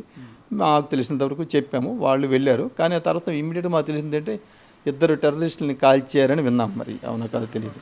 కాదు సార్, ఇప్పుడు ఇలాంటి ఉగ్రవాదులు అంటే మీకే అంటే ఎందుకంటే బాధితులు మీరు సంఘటన స్వయంగా అనుభవించిన వాళ్ళు, మీ సన్నిహితుడిని కోల్పోయిన వాళ్ళు, వాళ్ళని ఎలా శిక్షించాలన్నది మీ ఇది. వాళ్ళని స్పేర్ చేయకూడదండి. నిజంగా వాళ్ళు దొరికినట్టు ఉరిశిక్ష కన్నా తక్కువ శిక్ష వేయకూడదు వాళ్ళకి. వాళ్ళ ఉరిశిక్ష వేసినా తక్కువే. కానీ ఇలాంటిది ఏంటంటే మళ్ళీ ఇంకొకటి ఎవడు ఇలా చెయ్యకూడదు అనే దీంట్లో లెవెల్లో ఉండాలి శిక్షలు మాత్రం వాళ్ళు దొరికితే. దానికి అయితే మన న్యాయ వ్యవస్థ కూడా కుంటుపడింది. అంటే మీరు కూడా లా ప్రాక్టీస్ చేస్తున్నాను, అందుకే మీకు చెప్తున్నాను. మనం delayed justice is denied justice. ఎలాగైందంటే ఒక అప్పుడెప్పుడో ఒక దేశద్రోహి దొరికితే వాడి శిక్ష దగ్గరికి 24 సంవత్సరాలు పట్టింది మనకి. అలాంటి న్యాయ వ్యవస్థ, అంటే న్యాయ వ్యవస్థలో తప్పో తెలీదు, మన ప్రజల్లో ఇది తప్పో తెలియదు. కానీ సో అది కూడా ఒక విధంగా చెప్పాలంటే ఒక కారణం ఈ రెచ్చిపోవడానికి. ఎందుకంటే దొరికిన అంటే శిక్షార్హులు కూడా తగిన సమయంలో శిక్షలు పట్టడం లేదు. అధిక మొత్తంలో ఫీజులు తీసుకుని వాదించే పెద్ద పెద్ద లాయర్లు కూడా ఉన్నారు. వాళ్ళు రాజ్యసభ సభ్యులు లేకపోతే లోక్సభ సభ్యులు, అలాంటి వాళ్ళు లా ప్రాక్టీస్ చేస్తూ వాళ్ళు కూడా వీళ్ళ తరపున వాదకాలతో తీసుకొని వాదించిన దేశం మన దేశం. ఉగ్రవాదుల తరపున కూడా వాదించే హిందువులు ఉన్న దేశం మన దేశం. అది కాబట్టి మనకి ఎక్కడో శత్రువులు లేరు. ఆయన ఎవరో చెప్పినట్టు హిందువులే శత్రువులు. కాబట్టి ఏదో ఒక రోజుకి, అంటే నేను ఇప్పుడున్న పరిస్థితుల ప్రకారం అయినట్టయితే హిందువులకు మనుగడ లేదు. ఇదే కానీ కంటిన్యూ అయినట్టయితే, ఇప్పుడు సరైన యాక్షన్ కానీ తీసుకోకపోయినట్టయితే అంటే ఇస్లామిక్ దేశం ఎంతో దూరంలో లేదు భారతదేశానికి, అంటే నా పర్సనల్ ఒపీనియన్. చాలామంది ఇప్పుడు ఏమంటున్నారంటే పాకిస్తాన్ దాయాద్ దేశం ఏదైతే ఉందో వాళ్ళ ద్వారా ఇది ఎంత జరిగింది కాబట్టి ఆ దేశం మీద యుద్ధం చేయాలి, వాళ్ళని ఎలాగైనా ఓడించాలి, వాళ్ళకి గట్టిగా బుద్ధి చెప్పాలంటున్నారు. అంటే యుద్ధం జరిగితే బాగుండు అని అనుకుంటున్నారా మీరు? మంచిది అనుకుంటున్నారా? అంటే యుద్ధం చేయాలని నేను కోరుకోవట్లేదు. ఎందుకంటే యుద్ధం జరిగితే దాని పర్యవసానం అందరికీ సమానంగా ఉంటుంది. వాళ్ళకి ఎంత నష్టం జరుగుతుంది, మనకి అంత నష్టం జరగవచ్చు. కానీ యుద్ధము కాకుండా కూడా, అంటే యుద్ధమనే కాకుండా అదర్ మెజర్స్ కూడా తీసుకోవాలి. ఏది తీసుకోకపోతే చేతకంతనం అయిపోద్ది. ఇది మొదటిసారి కాదు, ఇలాంటివి ఎన్నో జరుగుతున్నాయి, ఇకపైన ఫ్రీక్వెంట్గా జరుగుతాయి. ఇలాగైతే ఇప్పుడు మనం లైటర్ వేన్లో వదిలేస్తే వాళ్ళు ఈజీగా జరుగుతాయి. తర్వాత మనకి సర్వసత్తాక ప్రజాతంత్రం ఎక్కడుందండి? సర్వసత్తాక అంటే మన ఇండిపెండెంట్ అని ఎక్కడున్నది? మనం we are at the mercy of some other country, some other people. అలా బ్రతకడం అది అంటే భారతదేశ ఇది కాదు. ఇది మనం స్వతంత్రంగా బ్రతకగలిగే రోజైతే లేదు, కనపట్టలేదు నాకు. అంటే ఇందాకలా ఒక మాట అన్నారు, అంటే మెర్సీ వేరే వాళ్ళ మెర్సీతో పాటు, అంటే ఎవరి మెర్సీతో మనం, అంటే పాకిస్తాన్ మెర్సీతో బ్రతికినట్టు అవుతుంది అలాంటప్పుడు. కాబట్టి దీనికి రియాక్షన్ అయితే ఉండాలి. ఏ విధంగా ఉండాలి ఏదన్నది మరి రాజకీయ పరిశీలకులు దీంట్లో వాళ్ళ పరిధిలో ఉంది. అది విషయం ప్రభుత్వం తీసుకోవాలి. దానికి అపోజిషన్ పార్టీస్ కూడా సహకరించాలి. ఇప్పుడు ఎందుకంటే ఏది యునానిమిటీ రాదు. యునానిమిటీ కాకపోయినా అట్లీస్ట్ మ్యాక్సిమం యునానిమిటీ వరకు రావాలి. నెక్స్ట్ మన వాదన ఎలాగుంటుందంటే వాదన కోసం వాదన చేసే ఇది ఉంటుంది. ఆ ధోరణి పోవాలి మన రాజకీయ నాయకులకు కూడా. మన రాజకీయ నాయకులు కూడా ఓటు బ్యాంకు, ఓటు కోసం చూసుకుంటున్నారు తప్ప వాళ్ళు తమ ఉనికిని కానీ, తమ దేశం ఉనికిని కానీ, ప్రజల తలకు శ్రేయస్సు కానీ గురించి పట్టించుకోవటం లేదో అనిపిస్తుంది ఒకసారి. మేడం, ఇప్పుడు కాల్పుల శబ్దం వినగానే మీకు ఏమనిపించిందండి? అక్కడ ముందు కాల్పులు అవి కాదు కానండి, కాశ్మీర్ అంటేనే చాలా మంచి ప్రదేశం అండి. అది చూడడానికి చాలా భూతల స్వర్గం అండి. అది చాలామంది చూడవలసిన ప్రదేశము. మేము చూసి ఎంజాయ్ చేసాం కూడా అండి 3 రోజులు. మా పిల్లలకి కూడా ఫోటోలు పెడితే నెక్స్ట్ టైం కాశ్మీర్ వెళ్తున్నాం అన్నారండి. అది అంత సుందరమైన ప్రదేశం, ప్రకృతి సౌందర్యం అండి. అటువంటి సౌందర్యాన్ని నిజంగాను ఆ భారతదేశం అది తెచ్చుకోవడానికి మనం గర్వించదగిన ప్లేస్ అండి. అది ఆ ప్లేస్ని కూడా చూడలేకుండా చేస్తున్నారండి. అది దేని వలన అన్నది మరి ఉగ్రవాదుల వలన ఎవరో తెలియదు కానండి, స్వేచ్ఛగా వెళ్ళలేకపోతున్నామండి. కాశ్మీర్ అన్న స్వేచ్ఛగా వెళ్ళి ఆ ప్లేస్లన్నీ చూస్తే మాత్రం చాలా ఇదండి, ప్రపంచానికే మంచి ఇదండి. ఆ టెర్రరిస్టుల వలన మనం చూడలేకపోతున్నామండి.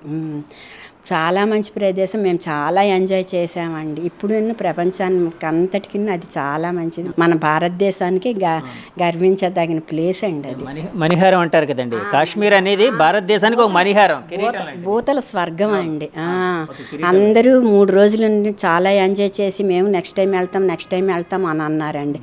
4వది పహల్గాం వెళ్ళామండి. వెళ్ళేటప్పటికి అందరూ ఇంకా ఇదైపోయారండి. మేడం ఇప్పుడు యాక్చువల్గా మీరు చాలా ఆనందంగా హ్యాపీగా గడుపుతూ చాలా హ్యాపీగా ఉండే సమయంలో ఈ కాల్పుల శబ్దం ఇలాంటివి అంటే టెర్రరిస్ట్ అటాక్ అని మీకు తెలియగానే ఏమనిపించింది మేడం? అది టెర్రరిస్ట్ అనుకోలేదండి, మామూలుగా అతను కూడాను గ్రీన్ షర్ట్ వేసుకొచ్చారండి. అది టెర్రరిస్ట్ అదే అంటే సెక్యూరిటీ డ్రెస్సేనండి. సెక్యూరిటీ వాళ్ళకి డిజైన్ ఉంటుంది, ఏంది ప్లెయిన్ అండి, అలాంటి గన్నేనండి. పరిగెత్తి వస్తున్నారండి. ఆయన పరిగెత్తుతుంటే ఎక్కడ సెక్యూరిటీ ఎక్కడ, నేను సెక్యూరిటీ వాళ్ళేమో అనుకున్నాను కానీ టెర్రరిస్ట్ అనుకోలేదు. అతను సెక్యూరిటీ వాళ్ళేమో అనుకుని అలా చూస్తున్నానండి. ఈ లోపేమో లేదు పరిగెత్తాలి అనేటప్పటికి అందరం బాత్రూమ్ వెనకతలు పరిగెత్తామండి. అక్కడ ఒక 50 మందిలా ఉన్నామండి.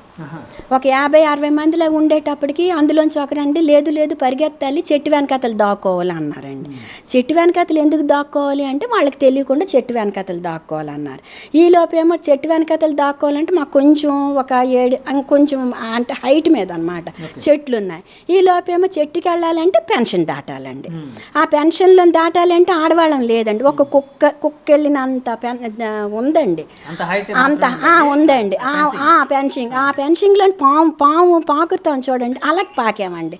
అలా ప్రాకుతుంటే మగవాళ్ళు ప్రాకుతుంటే వెనక అట్నుండి ఏమో లాగుతున్నారండి, ఇలా లాగుతున్నారండి. ఆ లాగేటప్పుడు మాకు ఇవన్నీ పట్టేస్తున్నాయండి. మాకు పట్టేస్తుంటే అవతల వాళ్ళు లాగుతున్నారు, మేము ఒకరికొకరు అలా సహాయం చేసుకొని లాగేటప్పటికి వాడు మొత్తం ఇలా లాగుతున్నాం కాదండి, వాడు అక్కడి నుండి గమనించాడండి. ఎవరైతే పరిగెట్టుకొని వచ్చాడో గమనించాడండి. పరిగెత్తి రాలేదండి, అతను టెర్రరిస్ట్ అని ముందు అనుకోలేదు నేను. అటు నుండి మేము ఇటు నుండి అతి కష్టం మీద వెళుతుంటే అతను ఏంటంటే మరి నేను అనుకోవడం ఏంటంటే తీగ దాటి వచ్చారేమో, తిన్నగా వచ్చి అక్కడ నిలబడిపోయారండి. మీ ఎదురుగా అండి? ఎదరంగానండి, ఎదరంగా నిలబడిపోయారండి. నిలబడిపోయేటప్పటికి పరిగెత్తామండి. పరిగెత్తేటప్పటికి ఫస్ట్ మౌళి గారు, ఆ తర్వాత మావారు, ఆ తర్వాత నేను శశిధర్ వాళ్ళ ఆవిడ, మేము కొంచెం దూరం వెళ్ళామండి. ఫస్ట్ ఎక్కడైతే చెట్టు ఉందో ఆ చెట్టు దగ్గర మౌళి గారు ఉండిపోయారు. పరిగెట్టలేక అలసిపోయి అంటే అది అనుకోవచ్చు, లేదంటే ఫస్ట్ ఏ చెట్టు అయితే అది దాని దగ్గరే ఉండిపోతారు కదా, ఆధారం ఎక్కడ దొరికిందో అక్కడ ఉండిపోయారు. ఆయన దొరికిపోయారు. మా వారేమో పక్కనేమో ఏం చేశారంటే అమ్మ కూర్చుంటే ఏంటని మా వారే పరిగెత్తారండి. పరిగెత్తేటప్పటికి మౌళి గారు వెనకనే వాడు వచ్చాడండి. అంటే కాదండి, మౌలి గారు చెట్టు చాటుకి పరిగెట్టి అంటే దాక్కోవడం కుదరలేదండి? దాక్కున్నారు కానీ ఆయన చూశాడు ఆ టెర్రరిస్ట్ అన్నవాడు చూశాడండి. ఆయన వెనకనే వస్తున్నాడండి, వాడు వెనకనే వస్తున్నాడు. ఇప్పుడు చెట్టు కింద దాక్కోవడం అంటే టెర్రరిస్టులు కనపడకుండా దాక్కోవాలండి. ఆయన ఏంటంటే చూస్తూ దాక్కున్నారండి. చూస్తూ దాక్కుండేసరికి ఈయన ఎడం వైపు చెట్టుకి వెళ్ళారు, ఆడు కుడి వైపు చెట్టుకి వెళ్ళిపోయాడు. చెట్టు ఎలా ఉంది, ఈయన ఇలా తిరిగారు, ఆడు అలా తిరిగారు, వచ్చేసాడండి. మేము ఒక 6 అడుగులు కొంచెం ఎత్తుగా మేము 6 అడుగుల దూరంలో మేము ఉన్నామండి. అప్పటికి మీరు చెట్ల చాట్లో దాగున్నారండి? మేము లేవండి, ఆడవాళ్ళని కాల్చడనేసి మేము మగవాళ్ళే. అప్పటికి ఆడవాళ్ళని కాల్చట్లేదని మీకు అంటే తెలియదు కదా, అంటే ప్రాణభయంతో పరిగెడుతున్నారు అంటే మరి మేము ఇంకేం చేయలేమండి. అంతకన్నా మేము ఇంకా మాకు ఇవన్నీ నొప్పులు, దానివల్ల ఇంక ఏదైతే అదే అని చెప్పేసి అలా నిలబడిపోయామండి. నిలబడిపోయి అలా చూస్తున్నాము. చూసేటప్పటికి ఆయన ఏంటంటే మౌళి గారి దగ్గర నిల్చున్నాడు. ఏంటి బయట అన్నాడండి, బయట అంటే కూర్చున్నాడండి. నేనేంటంటే రక్షిస్తాడు గంసని అలా చూస్తున్నానండి. అతను టెర్రరిస్ట్ అనుకోలేదు నేను, సెక్యూరిటీ ఏమో అలా చూస్తున్నానండి. చూసేసి ఇతను నేను పర్వాలేదు, నేను దగ్గరికి ఉండి తెస్తారేమో అనుకుని చూసేటప్పటికి ఇచ్చేసారు. ఆయన కాల్చడం మీరు చూసారు కదండి? ఇక్కడ ఇలా చేశారండి, ఇక్కడ ఇలా పెట్టేశారు. కాదండి, దగ్గర పెట్టి కాల్చారండి? దగ్గర పెట్టానండి. ఆయన కూర్చున్నారు, ఆయన కరెక్ట్గా ఆయన లెవెల్ ఈ లెవెల్కేమో సెట్ చేసుకున్నాడండి. ఏమనిపించిందండి మీకు? నాకు అంటే తప్పుగా అనుకోద్దండి, అంటే మిమ్మల్ని గమనించలేండి, అదేలేండి. ఇంక ఏం లేదండి, ఆయన ఏమో ఆయన అది కాల్చడం, ఇది ఇలా అనడం, ఇలా కూలిపోవడం అయిపోయిందండి. మౌళి గారు అంటున్నానండి నేను.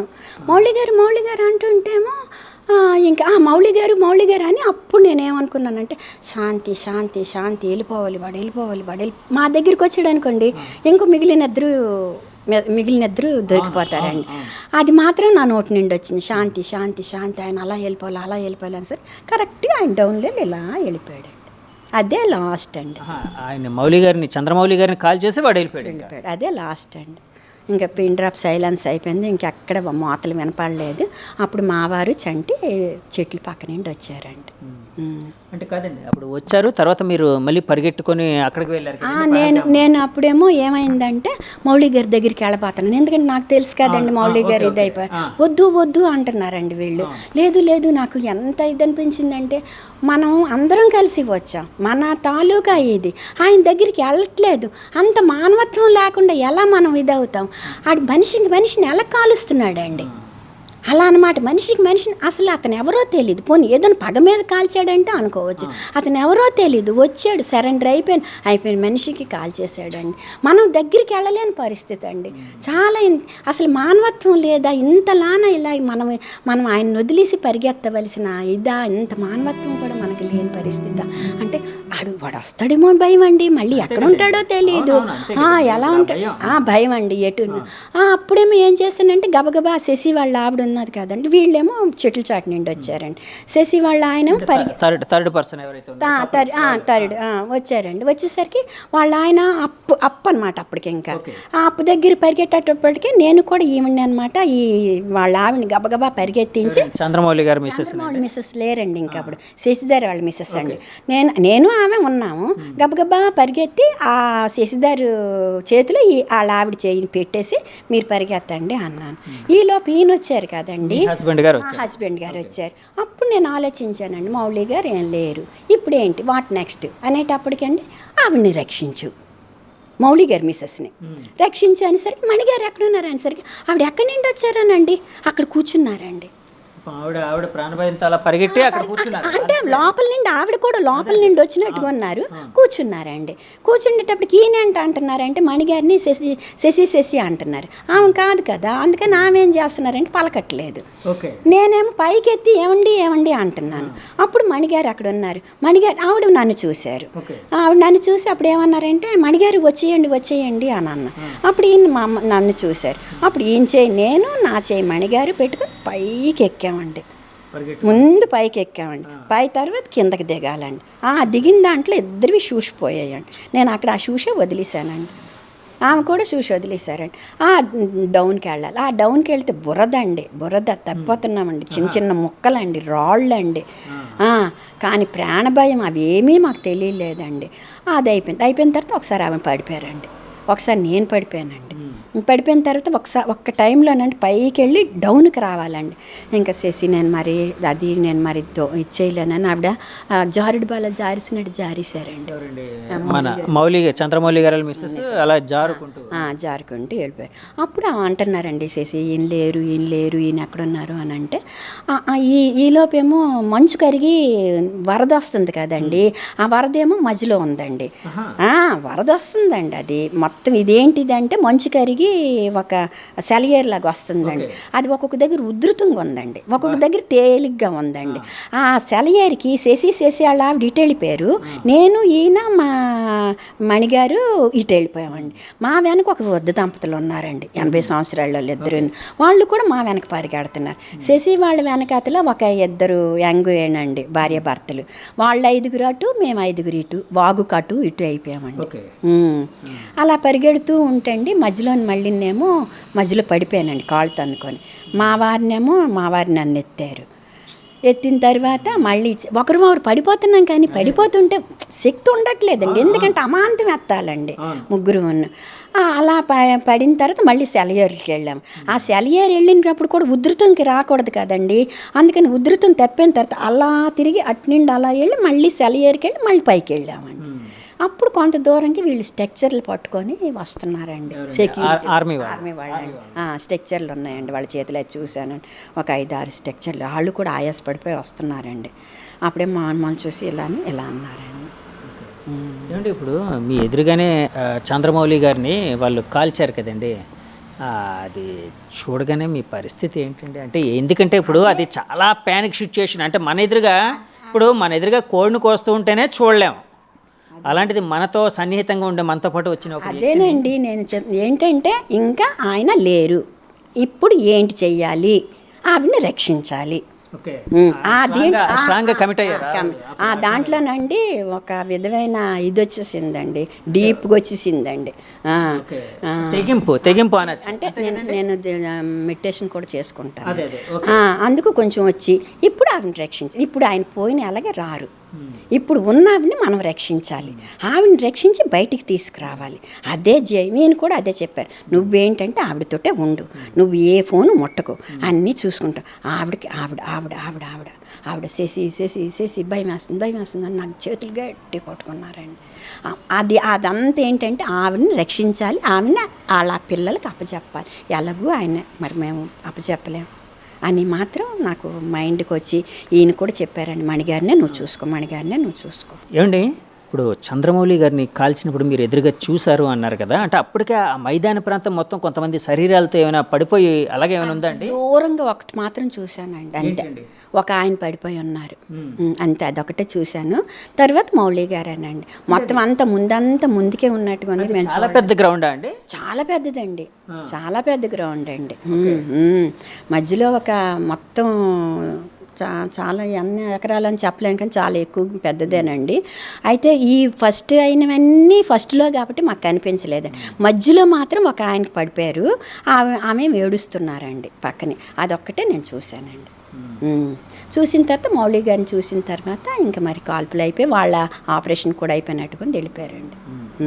ఒక 10 minutes అంత పెట్టుకుంటారు కదా, అయిపోయిందండి. దాన్ని పెద్ద పెద్ద సౌండ్స్ నేను ఒక 20 విన్నానండి. మనం మేమేమిటంటే దీపావళి సామాన్ ఏంటి ఇక్కడ కాలుస్తున్నారండి, డాడ్ అందులో అది ఓపెన్ ప్లేస్ అండి, అందులో రీసౌండ్ అండి, డాడ్ మన బాగా సౌండ్లు వచ్చాయండి. ఒక 20 వరకు విన్నాను.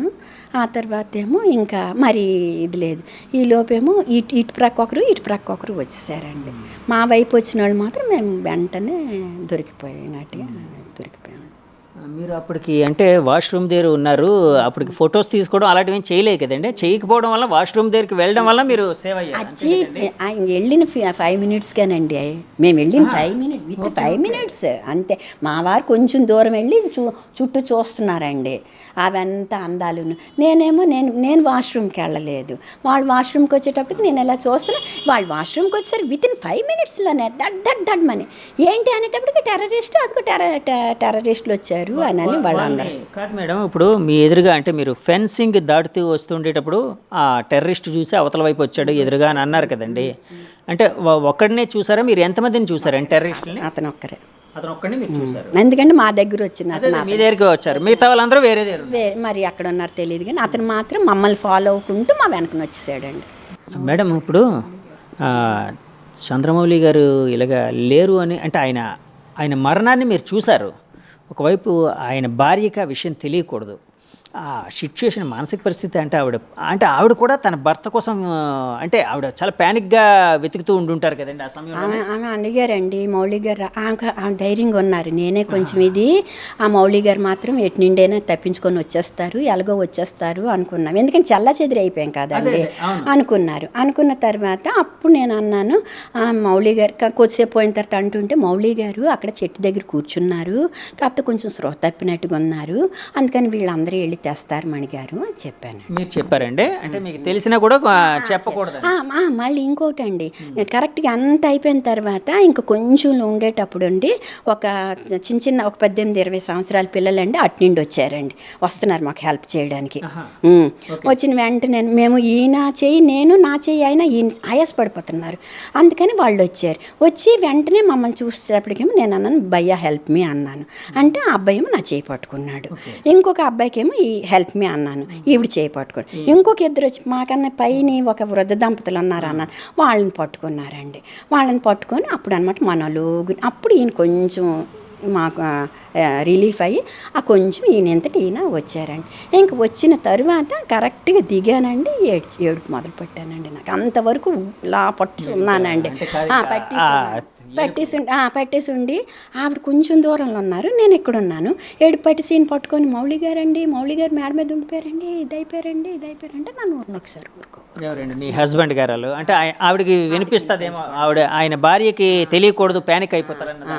అన్న సరే ఇంకా కామ్ అయిపోయానండి. ఆవిడ పాపం మౌళి గారు అని ఆవిడ ఏడ్చారు, నేను ఏడ్చాను. ఏడ్చేటప్పటికి తర్వాత మాత్రం ఏం చెప్పాను, నేను చూశానండి, ఇలాగే అయిపోయింది. కానీ కన్ఫామ్ మాకు తెలియదు కదండి, అందుకు మరి అలాగా నేను ఈయన శశి గారు అనుకుని ఏంటన్నది అలా ఊరుకున్నామండి, అంతే. అండి ఇప్పుడు యాక్చువల్గా అక్కడ పిల్లలు వచ్చారు, యంగ్ బాయ్స్ వచ్చి హెల్ప్ చేశారన్నారు కదా, వాళ్ళు అక్కడ కాశ్మీరీ పిల్లలా అండి? వాళ్ళు వద్దనుకుంటానండి, ఏంటది డ్రైవర్లు అనుకుంటాను. డ్రైవర్లు కానీ లేదంటే ఈ గుర్రం బగ్గి పిల్లలు, మరి మొత్తం కాశ్మీర్ పిల్లలేనండి. మీరు అక్కడికి వెళ్ళడం కూడా గుర్రం బగ్గి మీద వెళ్ళారు కదండి, గుర్రాల మీద వెళ్ళామండి. కష్టమైన ప్రదేశం. కష్టమైన ప్రదేశమేనండి.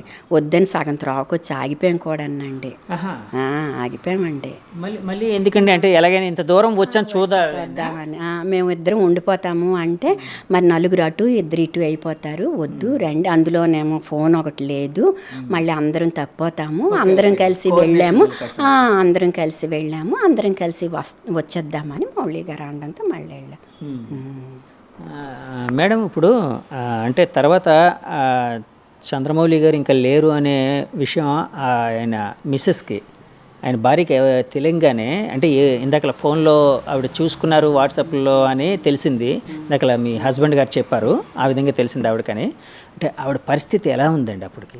అసలు ఆవిడ చాలా కామ్ అండి, ఏం మాట్లాడరండి, చాలా కామ్ అండి ఆవిడ, ఏం మాట్లాడకపోయేటప్పటికి మాకు ఏంటంటే ఇంత అల్లర్లని మాకు తెలియదు. ఎందుకంటే కాశ్మీరు పిన్ డ్రాప్ సైలెన్స్ అయిపోయింది, అక్కడ విషయాలు ఏమీ తెలియట్లేదు. అదే శ్రీనగర్ నుండి జమ్మూ వచ్చాం, అక్కడ కూడా పూర్తిగా వాట్సాప్ మొత్తం అన్నీ క్లోజ్ అయిపోయి బంద్ అయిపోయి కాము కూర్చున్నామండి.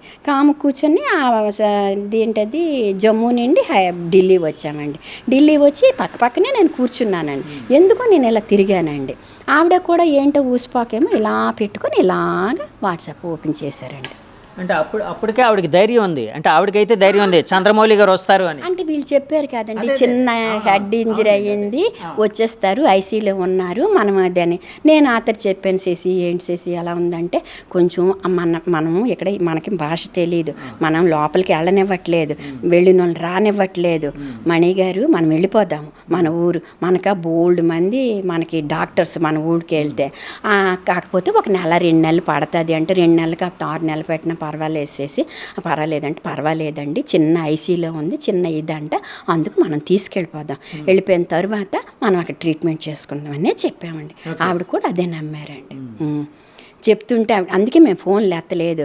వాళ్ళు ఫోన్ చేస్తుంటే వాళ్ళ పాపతో అంటుంది, అమ్మ నాకు ఏం చెప్పట్లేదమ్మా, ఏంటి నాకు తెలియట్లేదమ్మా అని ఆవిడ అంటుంటే, అప్పుడేమో ఆంటీ ఎవరున్నారు పక్కనే అంటే శశి అంటున్నారని ఆవిడ చెప్పారండి. నాకు ఇస్తే ఆంటీ మమ్మీకి తెలీదా అని వాళ్ళ పెద్ద పాప అందండి. లేదమ్మా తెలీదు అని అన్నానండి. అప్పటికి మీరు వీళ్ళకి కన్వే చేశారు ఇన్ఫర్మేషన్, అంతే కదండి? అదే వీళ్ళు అంటే మీతో వాళ్ళ పాప ఏమో వాళ్ళ అమ్మగారితో మాట్లాడుతున్నారు. సో ఆవిడకి తెలుసు, ఆ పాపకి తెలుసు తండ్రి లేరని. తెలుసో మరి తెలియదు కానీ ఆంటీ తెలుసా మమ్మీకి చెప్పారా అని అడిగా. లేదమ్మా చెప్పలేదు అనేసి ఇంక నేను ఎక్కువ మాట్లాడలేదండి, వెంటనే ఇచ్చేసానండి. మేడం ఇప్పుడు యాక్చువల్గా అంటే స్త్రీలు చాలా బ్రాడర్గా ఆలోచిస్తారని చెప్తూ ఉంటారండి. ఎందుకంటే కుటుంబం అంటే దేశంతో సమానం. సో కుటుంబాన్ని మేనేజ్ చేసేవాళ్ళు దేశాన్ని కూడా మేనేజ్ చేయగలుగుతారని చెప్తూ ఉంటారు. సో బ్రాడర్గా ఆలోచిస్తుంటారు, వాళ్ళ ఆలోచనలు కూడా చాలా గొప్పగా ఉంటాయని చెప్తూ ఉంటారు చాలామంది. సో మీరు నిజంగా అలాంటి అంటే మీకు తెలిసి ఎప్పుడు అలాంటి సంఘటనలు ఎప్పుడు వినలేదు కదండి? వార్తల్లోనే ఉన్నామండి, మేమే ఒక వార్త అవుతామని మాత్రం మేము ఎప్పుడూ అనుకోలేదండి. వార్తల్లో అక్కడ ఉన్నారు, ఎక్కడున్నారు ఉగ్రవాదులు అనుకున్నారు, కానీ మేము వార్త అవుతాం అనుకోలేదండి అసలు. ఇప్పుడైనా ఇదే చెప్తున్నామండి, ఏంటంటే మనము స్వేచ్ఛగా మా వారు చెప్పినట్టుగా స్వేచ్ఛగా మన దేశాన్ని మనం స్వేచ్ఛగా చూసుకోకపోతే ఇంకెందుకండి. అమెరికా వెళ్తాం ఊహా అంటాం, ఆస్ట్రేలియా వెళ్తాం ఊహా అంటాం, ఇది వెళ్తాం ఊహా అంటాం. మన దేశంలో బోల్డ్ వింత వింత ఇవన్నీ ఉన్నాయండి.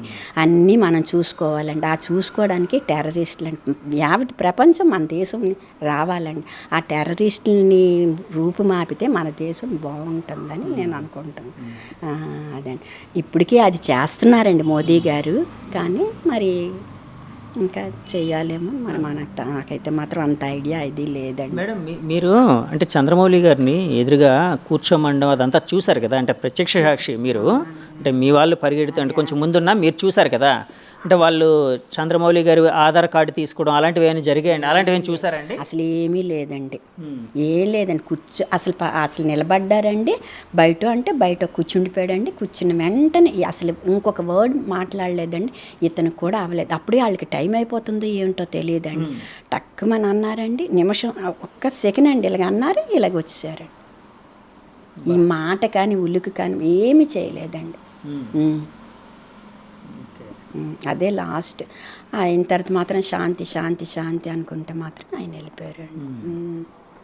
మరి ఎవరెవరి దగ్గర ఏమేమి అన్నారో తెలియదు, కానీ అంత టైం లేదండి. ఎందుకంటే అతను పిట్టలాగా కుందేలాగా దొరికిపోయారండి. ఇంకా ఎవరి ప్రాణాలను వాళ్ళు రక్షించుకోవాలని భయంతో పరిగెడతాం, అతను దొరికిపోయారు. ఇంకొక మాట లేదండి, ఇంకా మాట లేదు. కూర్చున్నారు, ఇచ్చేసారు, వెళ్ళిపోయాడు అంతే. వెళ్ళిపోయేటప్పుడు అదే ఇంకొక శశిధర్ తాలూకా ఫోను పడిపోయిందండి. ముందు మావారండి, మావారి తర్వాత నేనండి, నా తర్వాత శశిధర్ వాళ్ళ ఆవిడండి, ఆ తర్వాత శశిధర్ అండి, ఆ తర్వాత మౌళి గారి తర్వాత వాళ్ళ ఆవిడండి. ఈ శశిధర్ ఫోన్ పడిపోవడం శశిధర్ వాళ్ళ ఆవిడ అది మౌళి గారి ఫోన్ అనుకొని మౌళి గారికి ఇచ్చిందంటండి. అందుకు మౌళి గారి దగ్గర ఇప్పుడు 2 ఫోన్లు ఉన్నాయండి. అప్పుడు తర్వాత శశిధర్ చూసుకొని నా ఫోన్ లేదు అని అన్నారు. ఈవిడ అంటుంది, అయితే ఇది మీ ఫోనా, నేను మౌళి గారికి ఇచ్చానండి. మౌళి గారు ఇలా వంగుంటాం కదా, పడిపోయిందండి. అయితే అది నేను మౌళి గారికి ఇచ్చాను, అది మీ ఫోన్ అనుకోలేదు అనేసాను. అందుకు ఇప్పుడు మౌళి గారు 2 ఫోన్లు అని చెప్పారు కదండి, జేబులో 2 ఫోన్లు ఉన్నాయి, ఉంగరం పంపిస్తానని వాళ్ళు ఇచ్చేస్తారు. అది అందులో ఒకటి శశిధర్ గారి ఫోన్. మేడం, అంటే యాక్చువల్గా ఇలాంటి సంఘటనలు జరిగిన తర్వాత, కానీ మీ ఎదురుగా జరిగిన తర్వాత ఏంటండి మీ అంటే మానసికంగా, అంటే మీరు మెడిటేషన్ ఇలాంటివి చేస్తారు కాబట్టి చాలా స్ట్రాంగ్గా ఉన్నారన్నారు. ఆ ట్రామా అంటారు, అంటే ఒక రకమైన అది నేను 2 రోజుల వరకు ఆ ట్రాన్స్మిషన్ ఏంటంటారు చూడండి, ఒకలాంటిది అయిపోయిందండి. ఇంకా మరి నాకు ఇంకేమీ లేదండి. అంటే ఏడుస్తున్నాను కానీ ఒకలాంటి దీంట్లోకి వెళ్ళిపోయి మత్తిస్తారు చూడండి, అలా మత్తులో ఉండి ఆవిడని రక్షించాలి, ఇంటికి వెళ్ళిపోవాలి అని. ఇక ఇప్పుడు నిన్నటి నుండి కొంచెం ఇచ్చేసి ఒళ్ళంతా నొప్పులు, సూదులతో పొడిచినట్టుగా ఇదంతా. ఆవిడని మాత్రం సేవ్ చేయాలని అలాగని పట్టుకొనే ఉన్నానండి. రాత్రి అంతా ఆవిడ గదిలో పడుకోబెట్టుకొని ఒళ్ళో చేతులు చల్లగా అయిపోతుండేవండి ఆవిడవి. గట్టి పట్టుకొని చంద్రమౌళి గారు మిస్సెస్ ఎప్పుడైతేనండి ఆవిడ ఢిల్లీలో తెలిసింది కదండి, అది ఒక విధంగా మంచిది అనిపించింది నాకు. ఎందుకంటే ఢిల్లీ నుండి వైజాగ్ వచ్చిన వరకు ఆవిడ మైండ్ కొంచెం తేరుకోవడానికి లేదంటే సడన్గా అక్కడ చెప్పినది కదా, కొంచెం ఆవిడ అనమాట ఆవిడ మనసు ఇది అవ్వడానికి బాగానే అయ్యింది. తర్వాత ఏంటంటే అక్కడ మాత్రం ఉన్న శశి భయం వేస్తుంది, శశి భయం వేస్తుంది, శశి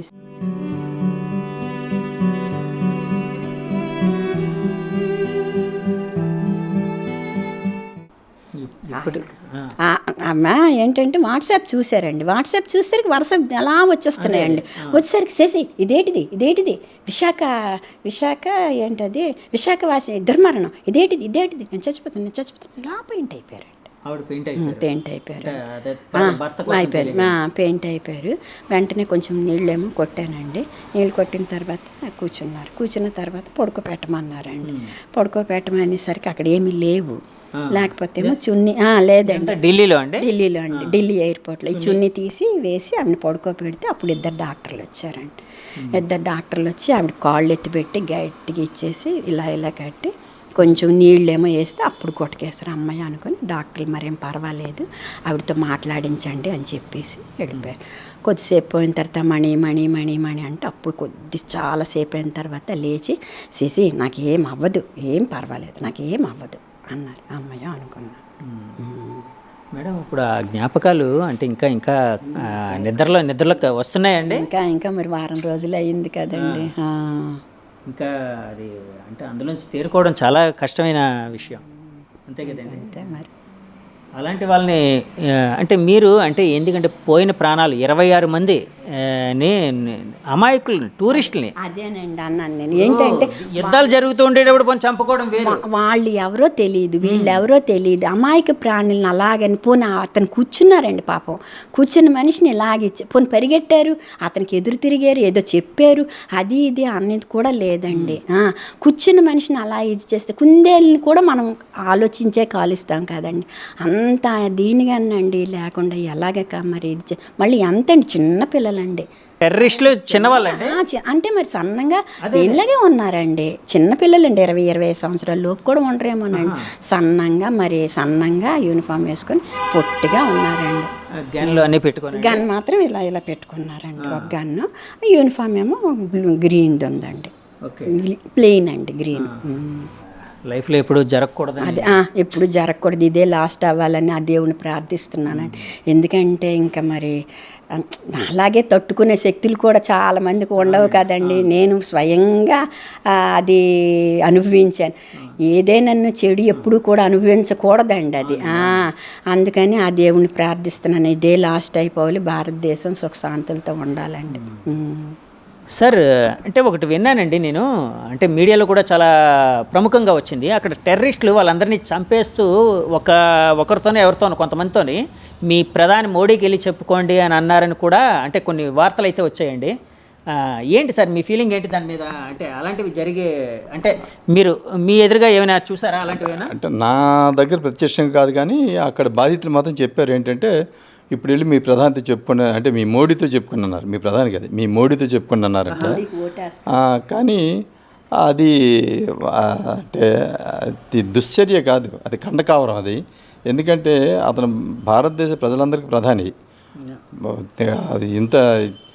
అది ఇన్ని కోట్ల మందికి ప్రతినిధి అయ్యింది, అతన్ని చాలించేయడం అనేది చాలా తప్పు. అది మనం ఇప్పుడు ఏమైనా టెర్రరిస్టులు అంటున్నాం, కానీ టెర్రరిస్టుల తాలూకా ఆ కంటితుల ప్రధానం మనం ఏం అంటం లేదు కదా.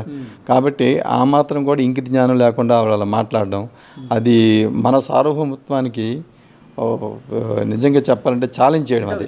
సో అటువంటి మాట్లాడినాడు నిజంగా నువ్వు శిక్షించాలంటున్నారు కదా మీరు, శిక్షించాలంటే 4 తీసేయాలి దీని ప్రకారం. సో అది చాలా అంటే తప్పుడు వాక్కులేదు, అది నా ఒపీనియన్. చంపుతున్న వాళ్ళతో పాటు ఉన్న వాళ్ళ భార్యలతో వాళ్ళతో అన్నారు. అదే అంటే ఇప్పుడు ఒక అతన్ని చంపేశారు, అతని భార్యతో ఇది చేసిన ఛాలెంజ్ ఇది ఏంటంటే, ఇప్పుడు వెళ్ళి మీ మోడీతో చెప్పుకోండి ఏం చేస్తాడో చూద్దామని. సో ఆయన అన్నారని చెప్పేసి ఆవిడ అక్కడ చెప్పారు, అక్కడ హాస్పిటల్లోని. అక్కడ తర్వాత మిగతా ఈ టూరిస్టులతోటి ఆవిడ చెప్పగా నేను విన్నాను. అంటే ఓ బాధితురాలు. మేడం ఇందాక మీరు ఏదో చెప్తూ ఉన్నారు లెటర్ అని. నేను కూడా ఈ విషయం మోడీ గారికి లెటర్ రాద్దాం అని అనిపించిందండి. ఎందుకంటే ఆయన టెర్రరిస్టుల్ని రూపుమాపడంలో ప్రముఖ పాత్ర వహిస్తున్నారండి. కానీ ఒక బాధితురాలుగా మోడీ గారికి లెటర్ రాసేసి ఇదే లాస్ట్ ఉగ్రవాదం అని మన దేశం శాంతిగా ఉండాలి. హార్ట్ఫుల్నెస్ కన్హా శాంతివనంకి హైదరాబాద్ వచ్చారండి ఆయన, మోదీ గారు వచ్చారు. 2-3 సార్లు మా దాజీ గారిని తో కలిశారండి. నేను కూడా ఒక అభ్యాసినేనండి. అందుకని మోదీ గారితో అలా లెటర్ అంటే ఆ ఐడియా వచ్చిందండి. మోదీ గారితో లెటర్ మరి నాకు ఎలా తెలియదు కదా, అందుకని ఆయన హైదరాబాద్ వచ్చారు కనుక మోదీ గారితో ఇలా లెటర్ రాయాలి. ఆయన ముందు ఆయన కృషి చేస్తున్నారు, ఇది లాస్ట్ అవ్వాలి, భారతదేశం ఇంకొంచెం శుభ్రంగా ఉండాలి, సుఖ సంతోషాలతో ఉండాలి. అందరూ చెప్పినట్టుగా అనమాట హ్యాపీగా బయట తిరగాలండి. మన ఏ టూరిస్ట్కి వెళ్ళినానండి చేతులు ఉగ్గు పెట్టుకొని వస్తున్నామండి. ఒక కాశ్మీర్ కాదు, ఒక కాశ్మీర్ కాదు, ఒక ఢిల్లీ కాదు, ఎక్కడికి వెళ్ళినానండి. మరి మన దేశంలోనూ వీనన్నట్టు మన దేశంలో మనం స్వేచ్ఛగా తిరగకపోతే మరి ఇంకెందుకండి. ఆ విషయంలో మోదీ గారు మాత్రం చేతులెట్టి దండం పెట్టవచ్చు. చాలా బాగా చేస్తున్నారండి. ఈ మాత్రమేనా 20 సంవత్సరాల నుండి కాశ్మీర్ టూరిస్టులు వెళ్ళగలుగుతున్నారు అంటే ఆయన చదివానండి. మేడం, ఇప్పుడు మోదీ గారికి లెటర్ రాస్తానన్నారు కదా, అంటే లెటర్లో ఏ విషయాన్ని ప్రముఖంగా, అంటే ఉగ్రవాదాన్ని రూపుమాపండి, గట్టిగా దాని మీద కృషి చేయండి అనా? అంతేనండి. అదే చేద్దాం. ఇలా ఉగ్రవాదం చేసే వాళ్ళని ఏం చేయాలమ్మా? మీరేమనుకుంటున్నారు చెప్పండి. అది నాకైతే తెలియదండి. అంటే నా ఊహకి ఏమీ లేదు. ప్రభుత్వంగా ఆయన ఏం చేస్తారన్నది ఇది చేసుకో అంత నాలెడ్జ్ నాకు లేదండి. కాకపోతే ఏంటంటే శాంతిగా ఉండాలి, సహనంగా ఉండాలి, మంచిగా ఇదేంటది భారతదేశం ఉండాలి. ఎక్కడికి వెళ్ళినా శాంతిగా ఉండాలి. అదే ఇప్పుడు కరువు అవుతుంది. కానీ శాంతిగా ఉండేటప్పుడు పక్కవాడు చెంపలు కొట్టి ప్రాణాలు తీస్తూ ఉంటే తిరగబడాలని అంటే అనుకోవడం తప్పేం కాదు కదా. అందుకనే టెర్రరిస్టులను ఇది చేసేసి ఒక రూపమాపి శాంతిగా చేయమని అంటున్నాను. అది అంటే ఉగ్రవాద నిర్మూలన చేసి శాంతి నెలకొల్పాలి అన్నది నా ఉద్దేశం. అంటే ఉగ్రవాదాన్ని రూపుమాపి ప్రపంచ శాంతి, కానీ వాళ్ళు కొట్టిసారని మనం శాంతిగా ఉండడం అది కాదండి నేను అంటున్నది. అదనమాట సార్. ఇప్పుడు ట్రమా నుంచి మీరు ఒక మెచ్యూర్డ్ పర్సన్, ఏజ్లోనే కాకుండా ఎడ్యుకేషన్ ఇలాంటి వాటిలో కూడా ఒక మెచ్యూరిటీ అనేది ఉంది, రకరకాల విషయాల మీద మీకు అవగాహన ఉంది. సో ఆ ట్రమా అనేది ఇది ఆలోచనలు, ఆ జ్ఞాపకాలు సైకలాజికల్గా ఎలా చేస్తుంది, అంటే అందులోంచి ఎలా బయటపడుతున్నారు? అలా కాదంటే డెఫినెట్గా అది సైకలాజికల్ దాని ఇంపాక్ట్ ఉంటుంది. మనం అంటే ఆలోచన విధానాన్ని కూడా కొద్దిగా తగ్గించేస్తుంది. తర్వాత ఆలోచన కూడా అంటే సరైన మార్గంలో వెళ్ళకుండా చేస్తుంది. ఇప్పుడు అంటే కొద్ది టైం అయింది కాబట్టి నార్మల్స్కి వస్తున్నాం. సో అంటే షివరింగ్ అనేది ఉండేది మొదట్లో, ఫస్ట్ 1 or 2 days వరకు. అంటే ఆలోచనలు అలా ఆలోచనలు వచ్చేవి మనకి, అంటే షివరింగ్ అంటే వచ్చేది. తర్వాత అది గ్రాడ్యువల్గా కొద్దిగా తగ్గింది. నేను కూడా ఓంకారం చేసుకుంటాను, ధ్యానం చేసుకుంటాను కాబట్టి కొంతవరకు I could overcome it. Sir, యాక్చువల్గా ఇప్పుడు ఒక సంఘటన ఏదైనా ఒక దుర్ఘటన జరిగినప్పుడు మనం బాధితులం అయితే మన రక్తం మరిగిపోతూ ఉంటుంది. అంటే ఎవరికైనా అంటే దాని మీద ప్రతీకారం తీర్చుకోవాలి, మనకి ఇంత అన్యాయం జరిగింది అంటే ఇక్కడుండే పరిస్థితి ఏంటంటే ఒక మామూలు అమాయకపు టూరిస్టులు మీరందరూ సరదాగా మన దేశాన్ని చూడడం కోసం వెళ్ళారు. అక్కడికి వెళ్ళిన తర్వాత ఇలాంటి దుర్ఘటన జరిగింది, మీ స్నేహితుడిని కోల్పోయారు. అలాగే 26 మంది భారతీయులు అనే దాన్ని స్ట్రెస్ చేయాలి మనం, ఎందుకంటే వాళ్ళందరూ మన సహోదరులు. సో వాళ్ళని కోల్పోయాం.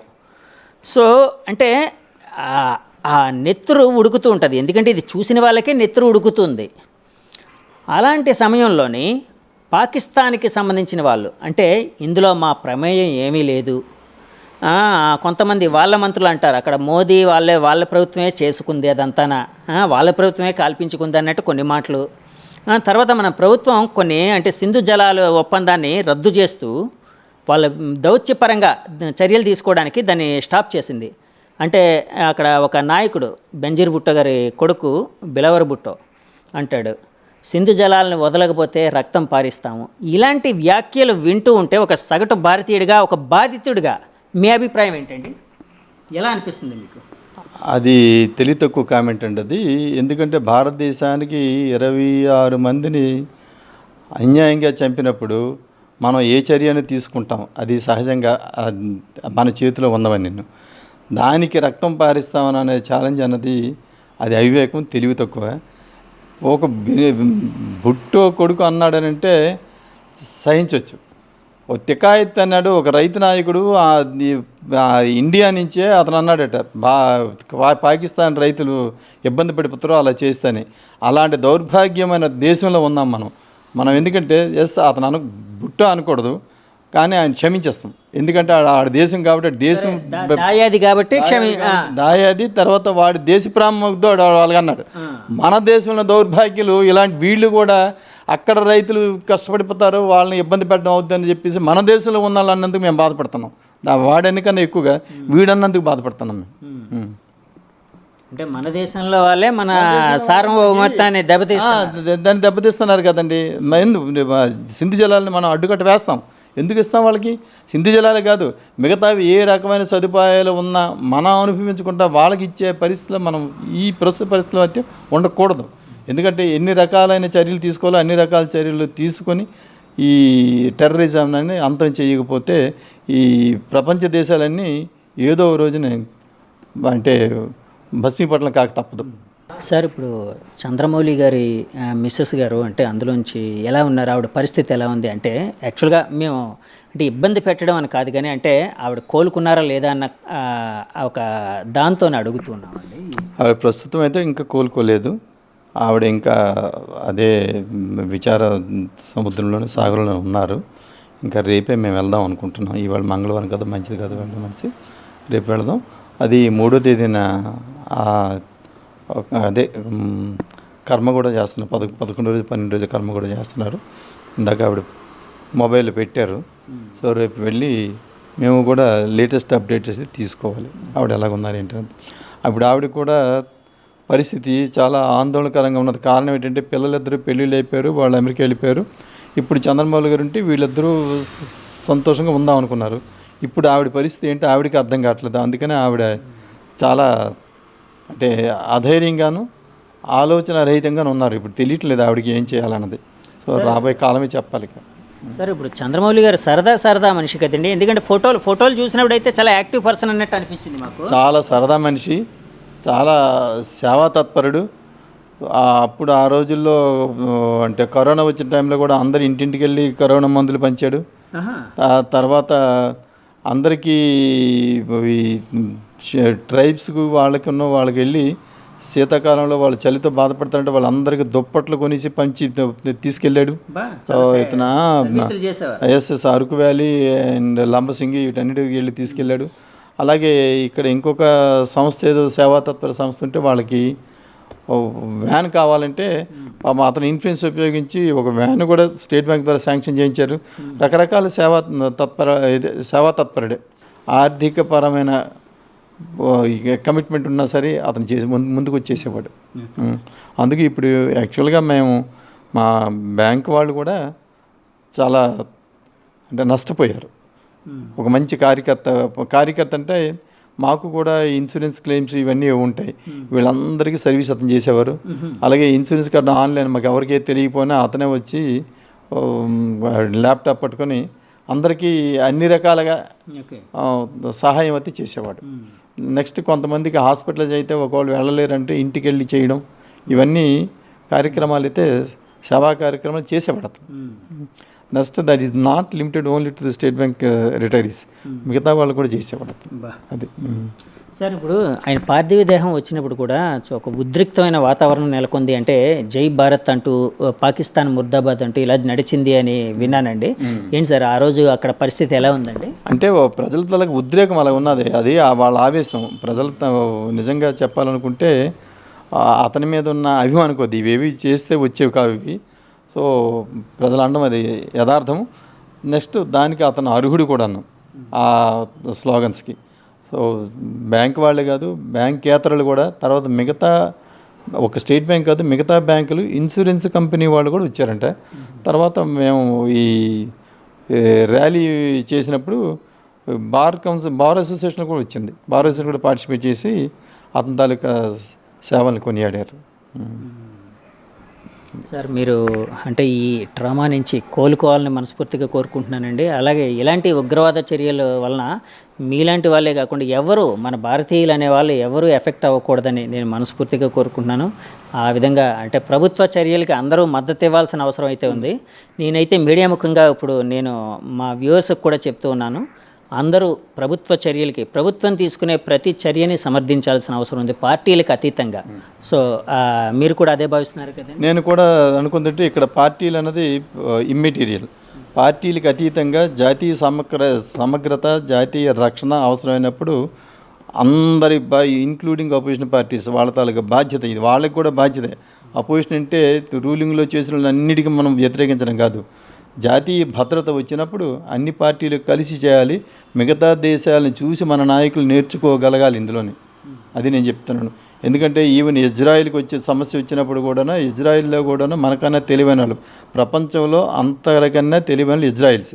అలాంటి దేశంలో కూడాను వాళ్ళకి సమస్య వచ్చినప్పుడు అపోజిషన్ పార్టీస్ కూడా యునానిమిటీగా అందరూ రూలింగ్ పార్టీకి సపోర్ట్ చేశారు వాళ్ళ దేశం తాలూకా సమస్య వచ్చినప్పుడు.